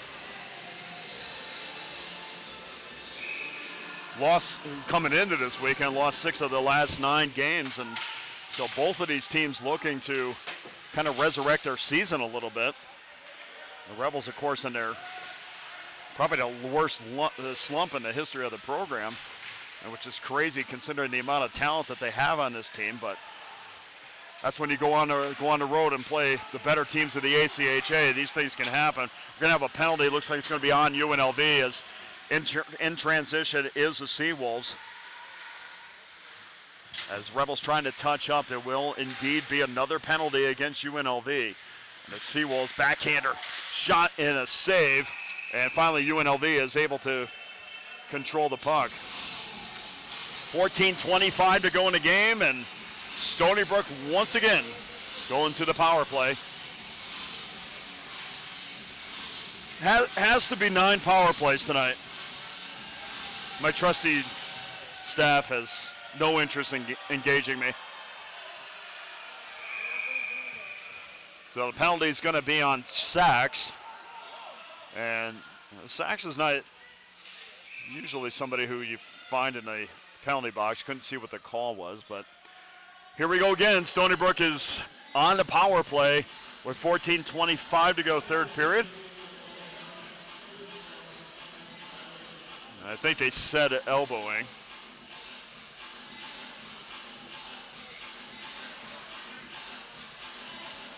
And a draw won there finally by Stony Brook, and then a slapper by Van de Silver from the left point. Goes this wide of Lagané.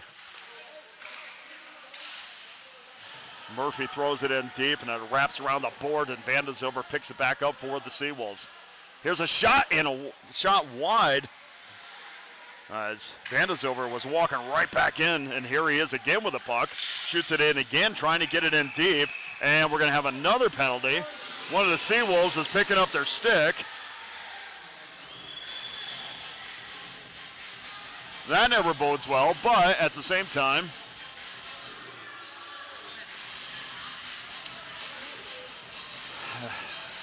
we're going to have a slash on somebody because I heard it.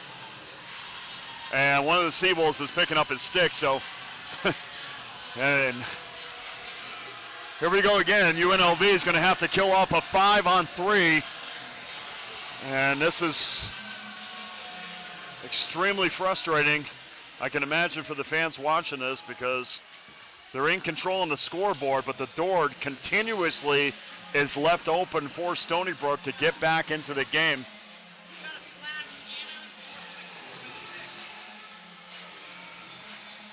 And I think so the slash is going to be on Logan A. So we got a slash on Logan A as he threw his stick, because that's what you do when you are in goal. And so now Stony Brook, and they're still discussing it, so Stony Brook's going to a 5-on-3, and you keep the door open long enough, somebody's going to walk through, and this is just not, even if UNLV ends up winning this game, it has to be double digits in penalties and power play opportunities for Stony Brook.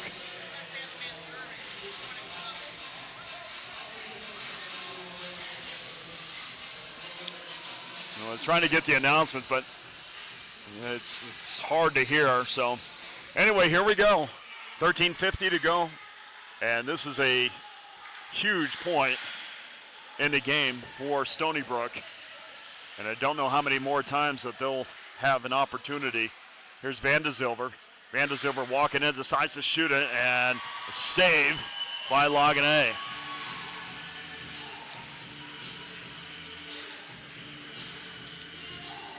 So Van de Zilver did a good job there, found some space, decided to take a couple steps in, and then wound up, and Logan A with a glove save and froze the puck, so we'll have a face-off to the right. And when we talk about face-off percentages, boy, these are important face-offs for them to win, and UNLV does win it back the other way. Here's a one-on-one opportunity, a backhand, and then a forehand. Mazzillo almost checked that Underwood, was trying to get position, but even though he didn't get a clear shot off, he certainly wasted about 10 seconds of that power play. Good job of losing the face-off, but still going right after the puck, and I know that's preached to these guys on a daily basis, so good job there of doing exactly what they're coached to do. There's Van de Zilver. Van de Zilver throws it in the high slot, then a fake shot by Slevin, and then they shoot and they score. So they got one back, and this is gonna get interesting, or it is interesting. This is a 2-goal game, and well, you just don't want to hand momentum to the opposition when you have the game in hand, and that's what potentially could happen here.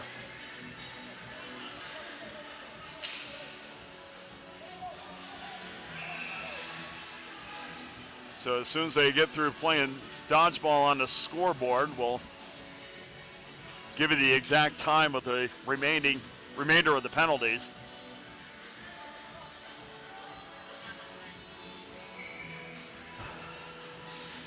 Face off at center ice, one there. So just under a minute left in the first penalty, a minute 52 left in the second penalty, and it's still 5-on-3, a 6-on-4, or 6-4 advantage for UNLV, but this is a great chance. Here's Pepe at the point. Being harassed, loses the puck, and the Rebels finally gain possession and clear it down the ice. So 30 seconds left in the first power play. Into the offensive zone, here's Belger. Belger gets ridden off the puck, then makes a strong move, tries to make a backhand shot in on Logan A, gets ridden off, still has control of the puck, and finally lays it off. Now it's thrown back to Belger, who gently lays it off. And now it's shot in high, saved there by Logan A. So winds it up, shot, and it goes wide. Logan A down, And I think it was blocked in front, but Longines was in position. So that first penalty is over. And now we're going to have a offsides. So 47 seconds left. And it's 11:40 left in the game. And it would be my suggestion to stay out of the box the rest of the way.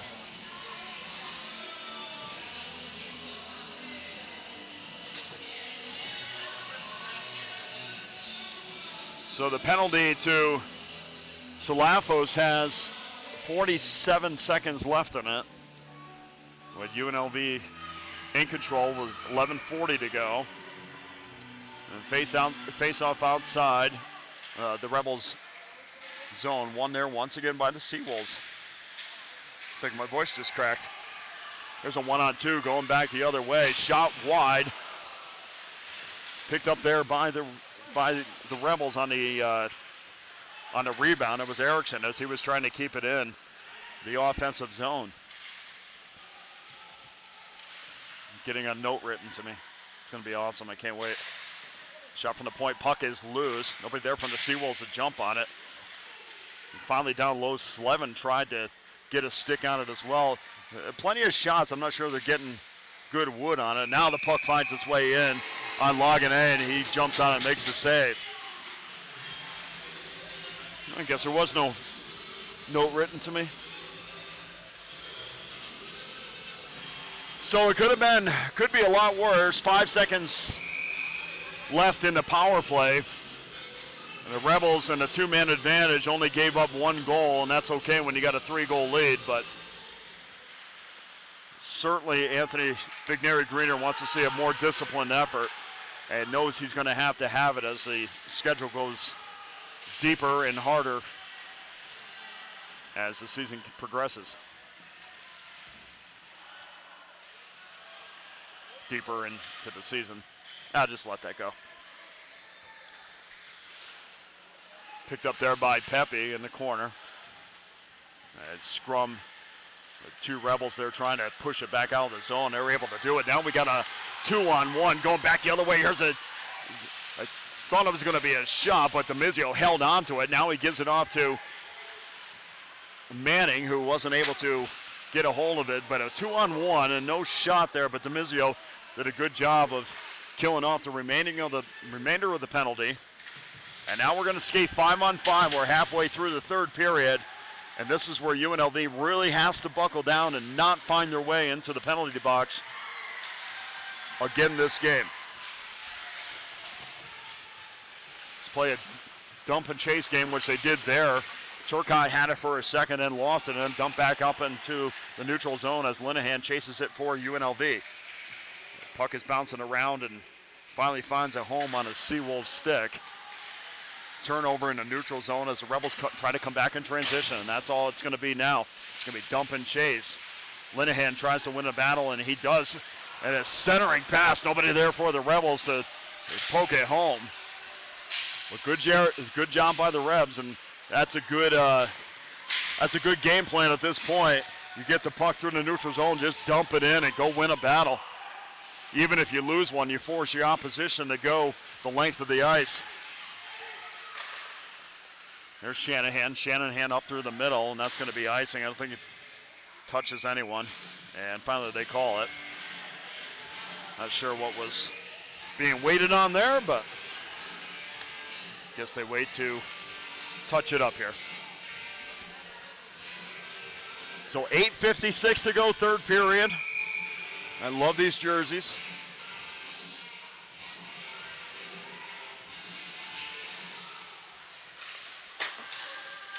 Rebels lose the draw. There's Bohm. Bohm throws it out. Now, for a second, Dempsey had a step, but couldn't corral it. But once again, the Seawolves have it back down in the UNLV end, and we're going to have it's going to be an offside. So 8:40 to go, third period. 6-4 UNLV. And an important game to send this team off on the right note, right before a long break. And we made the comment of it, talking amongst ourselves here, we made the comment in previous years the Rebels have felt really good about themselves going into this the December break. And when they come back, they're just not as sharp. Well, maybe they'll have something to think about, and maybe that overconfidence won't creep into their game when they come back to play in January. So we'll see how that works out. But first of all, they got to terminate 8 minutes and 27 seconds left of this one and hold on to the lead and stay out of the penalty box. Most of the play has been down in the UNLV end, even 5-on-5. So the Rebels have to win these faceoffs, and Stony Brook has been doing a good job, not so much there, but Stony Brook's been doing a really good job of winning faceoffs. Great job there to make sure that the icing wasn't being called, and then to get a shot in on Lockwood, and we'll wait to see if anything comes of this. Three Seawolves and 3 Rebels are up against the glass, but really good job there by Paxton Malone, who did not allow the icing to take place and had positioning, got the puck off the boards, and then made a little a little backhand shot in on Lockhead.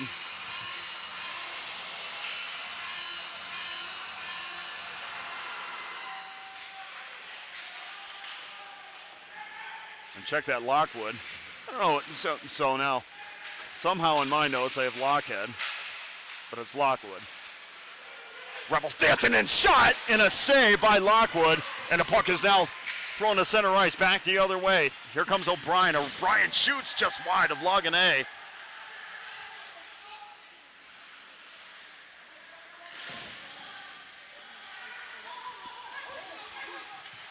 Rebels going back to pick up the puck to throw it outside the zone. And now a shot and a score, and now this thing is going to get interesting, or it is interesting.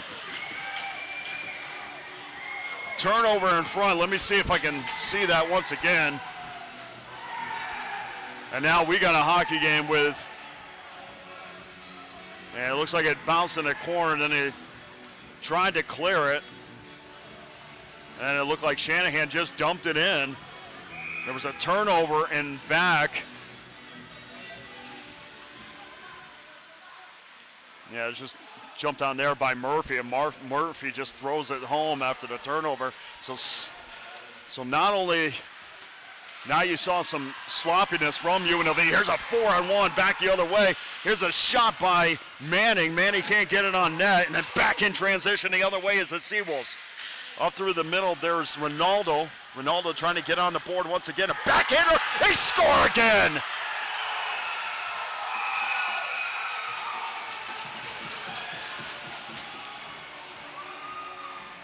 Well, not much to say about that. I mean, UNLV, that was just a game of transition, and now we have a little bit of a trip in front of the UNLV bench. I'm not sure any of the referees saw it.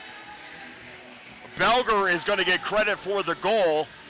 And we have a 6-6 hockey game from City National, and really, there was no fault on that one, except that was just a basic transition. UNLV 4-on-1 back the other way, didn't get a goal, and then the Seawolves went back in transition quickly, and they've tied this thing up at 6. And we've talked a million times tonight about leaving that door open.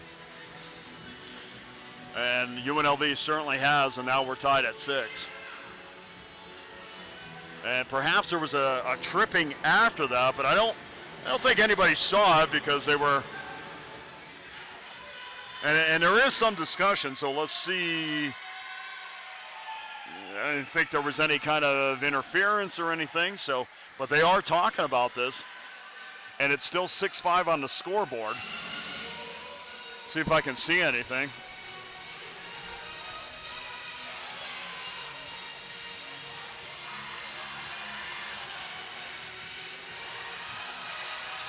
And now the crowd's getting into it, saying, "Let's go Rebels."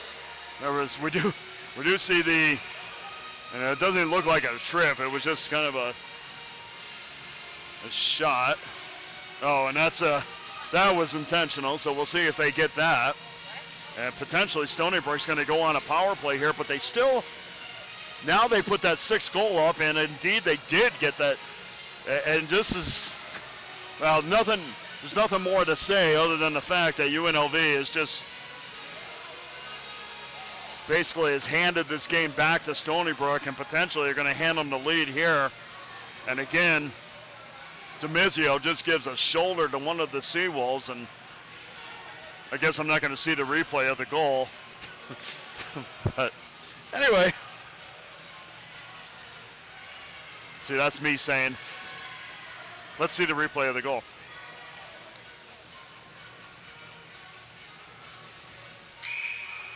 Okay, so there's going to be matching penalties. Belger's going to go off as well. And anyway, thanks for the replay. Got to go back to the game. All right, UNLV now into the Seabowl end where we're skate 4-on-4. And indeed, they're going to give the goal to Belger. There's a battle in back of Lockwood. Chase there by Van de Zilver. Van de Zilver playing pitch and catch. Now cross ice passes are back in transition with 6:30 to go in the 3rd period. Shot in on Logane, blocked in front, and that one didn't get blocked in front, and they score again. The turn of events here at City National Arena just leaves your head shaking at this point, because unofficially, and Van de Zilver's going to get credit for the goal. Unofficially, Stony Brook has scored 3 goals in about 40 seconds. And that bench is ecstatic, as they should be. And UNLV has is down now 7-6, as they've completely imploded, unfortunately, here at City National. Plenty of time to go in the game for sure, so it's not like this game is over, but this is the time. Perhaps this is when you maybe call a timeout and say, okay, we need to regroup. You cannot lose this game. This is where you might put a check mark in the season. Because if Stony Brook walks out of this game with a victory, this is going to be a horrible taste in the mouth of the Rebels over break. 6:22 to go in the game, so there's plenty of time. 1:14 left on the initial penalty.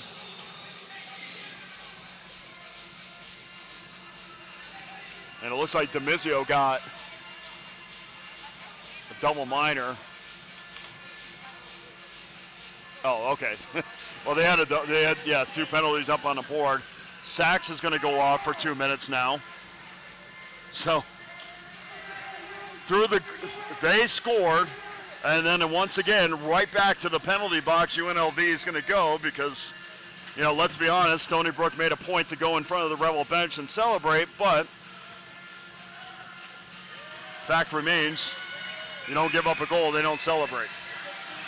So we've had plenty of games where we have talked about how great UNLV has played, but at this point we have to be honest about what's going on the ice, and it's been a complete implosion by the Rebels. But the silver lining is there are 6 minutes to go, and the fans are not pleased with the penalty to Jake Sachs. As a shot in on Logane. Logane goes out to play it and then throws it back down the ice. And now the methodical game that Stony Brook plays, I mean, there is just no reason for them to rush. They have a man advantage. Will be 5-on-4 here in the next 30 seconds. And Palmieri gets the puck, and from a Stony Brook standpoint, it was a difference in discipline in this one so far, but let's see how this one ends up as the puck goes back around to Van de Zilver. Van de Zilver walks in, not being harassed at all, and this shoots a little wrister in and finally loses control of the puck as it goes back out to center ice.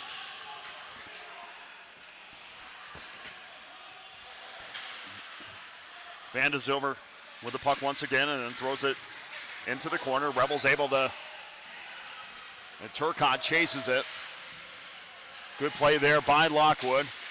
Rebels, here's Williams in front in the high slot area, gets bumped off the puck. Big hit there on Bohm. 4:49 left. UNLV down 7-6. They've allowed 4 third-period goals, and now they're facing a deficit. Back the other way. Here comes the Seawolves. Shot saved by Laganay. And good awareness there as they'll go back to regroup again, but that's going to be it for the penalty. So now we're going to skate 5 apiece from the 4:21 to go, and dare I say, we'll skate 5-on-5 for the rest of the game. With 4:14 to go, and UNLV needs to get on the scoreboard to tie this thing back up. And it looks like Stony Brook is more than happy to stand up Seawolves at the blue line and make it difficult for entry. Here's back the other. Here's a shot just wide. Good speed there by Malone, who was trying to get the bottom corner. Now back the other way and a big hit. And now no penalty there. That's a good hit. And now we're into a transition hockey game back and forth. Both teams desperate to get a goal. There's a shot high. Good opportunity there by Shanahan, who saw a little daylight in back of Laganay, and then thrown in on Laganay as he makes a save. 3:25 to go from City National, 7-6 Stony Brook.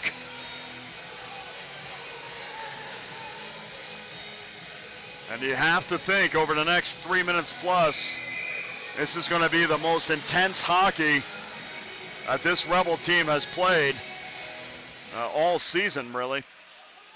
They're going to go into the break on a 9-game losing streak, an unheard of losing streak in this program's history. Here comes Rebels in, down deep. Erickson trying to find somebody, then finds it loose, and a shot and a great save. Linehan was all over that, and a second save. And Linehan got it on net, but Lockwood was there to make the blocker save. And the Rebels buzzing around trying to tie this thing up. They know what's at stake. And you can hear both benches amping up the intensity level as Turcotte gets rubbed off the puck. As the Seawolves try to get it out of the zone, and they finally did. Good effort there by Slevin. UNLV happy to just dump it in, get it in down deep and win a battle. There's DeMizio. DeMizio turns around and wraps it right back down and back of Lockwood. And the Seawolves are able to clear the puck, and it goes in right on Laganay. 2:05 left in the game. 7-6 Seawolves.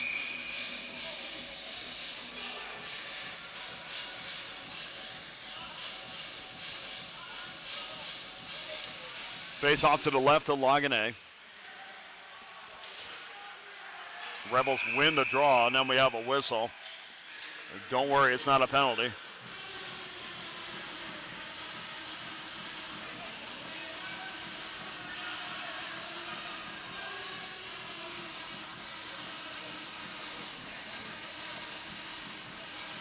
Kind of in that corner, so not sure exactly what they called on that, but go back and do the face-off once again to the left of Laganay, the left dot. And face-off won by the Seawolves, so they're able to keep it in the UNLV end. And UNLV is at the point where they really have got to gain control of this puck and get some quality opportunities back the other way. Despite all the power play opportunities for Stony Brook tonight, still UNLV managed 6 goals, so not out of the question. Here's Flanders. Flanders throws it in front, and the Rebels weren't able to get a stick on it. But still in the Stony Brook end with 1:27 to go. Last night, goaltender was pulled with 2 minutes. Minute 27 left in the game, and Laguna still in it. And now perhaps there's going to be a delay of game, and one of the Seawolves is on top of the puck. And of course, some pushing and shoving. And I'm back the other way. Okay, so the faceoff is going to be to the left. And now Flanders is having some words. And Flanders is not happy with something he saw. And of course, nobody's going to be happy about the pushing and shoving, but you would think if the Rebels win this draw,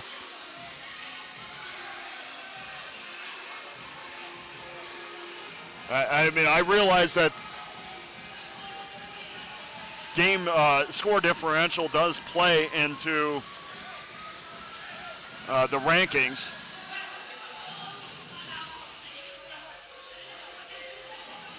And we're looking over at the Stony Brook bench, and Coach Garafola is not happy about something.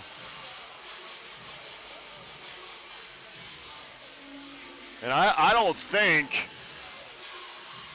Vigneri Greener has called a timeout yet. This might be a good time to do so.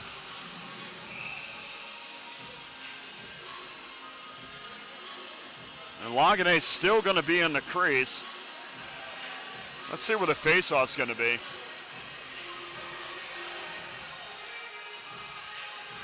I mean, I'm not sure if there's a... Okay, now we got a timeout called, so that was expected.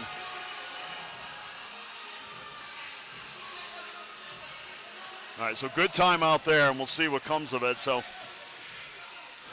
well, this is interesting because the whistle was, I'm not sure, everybody was congregating down in the UNLV zone, but I don't understand why the faceoff should be down there. So we'll ultimately see where this is going to be as head coach Vigneri Greener and assistant coach Nick Raboni is drawing up a play here to try to get this thing tied up with 1:18 left.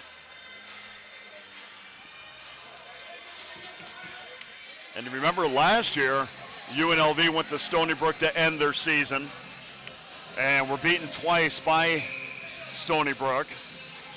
It didn't affect them getting to the tournament, but and let's see where this face-off is going to be.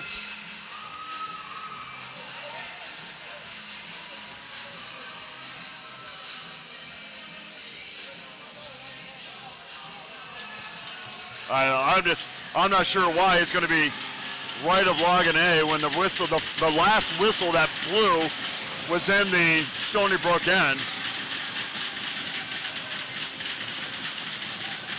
I'm sure there's somebody at home screaming at me the answer, but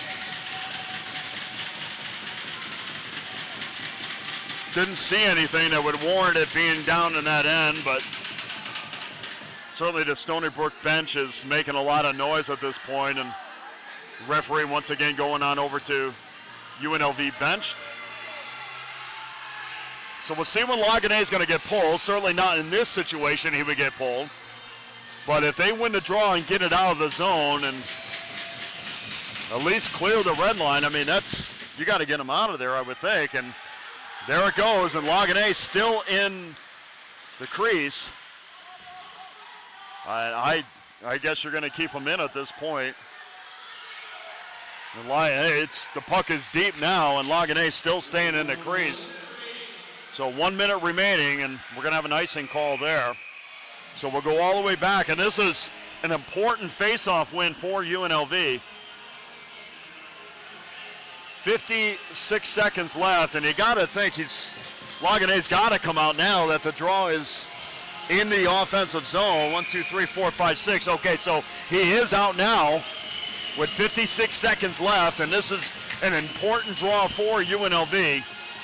And Turcotte's going in to take it for the Rebels. It's now going to be 6-on-5 as the Rebels try to tie this game up and send this into overtime. There was a hit from behind. That was a no call. Back out to the point. It's a wrister wide. Rebels on it again. There's Malone. Malone backhands it down deep. Taken there by DeMizio.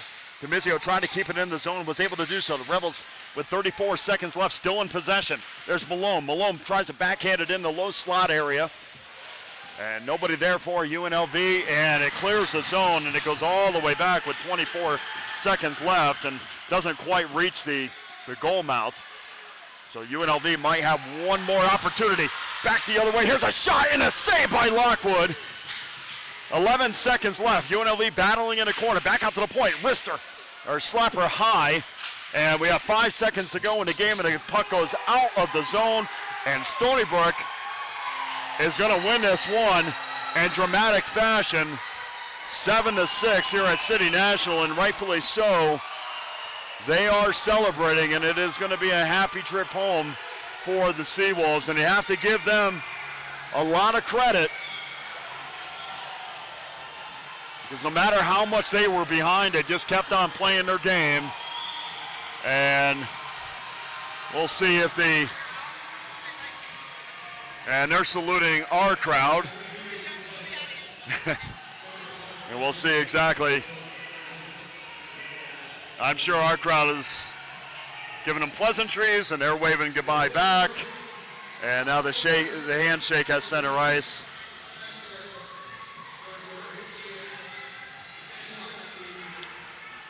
Well, UNLV is going to go into the break and not have a good taste in their mouth, but they got a lot of time to think about how to change their course of the season.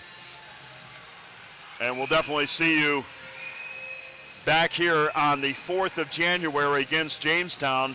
And Jamestown is a top 10 team, so that will be an important series, as everyone is right now. And we'll see how these two losses at home to Stony Brook affect UNLV in the rankings. But a lot of soul searching to do, certainly over the break, but UNLV is saluting the crowd, and they're saluting them back, and that's certainly good to see, as this crowd has been boisterous, especially here in the third period. But final score from City National Arena, Stony Brook 7, UNLV 6. I'm Dana Lane. Have a great night, everybody, and thanks for joining us.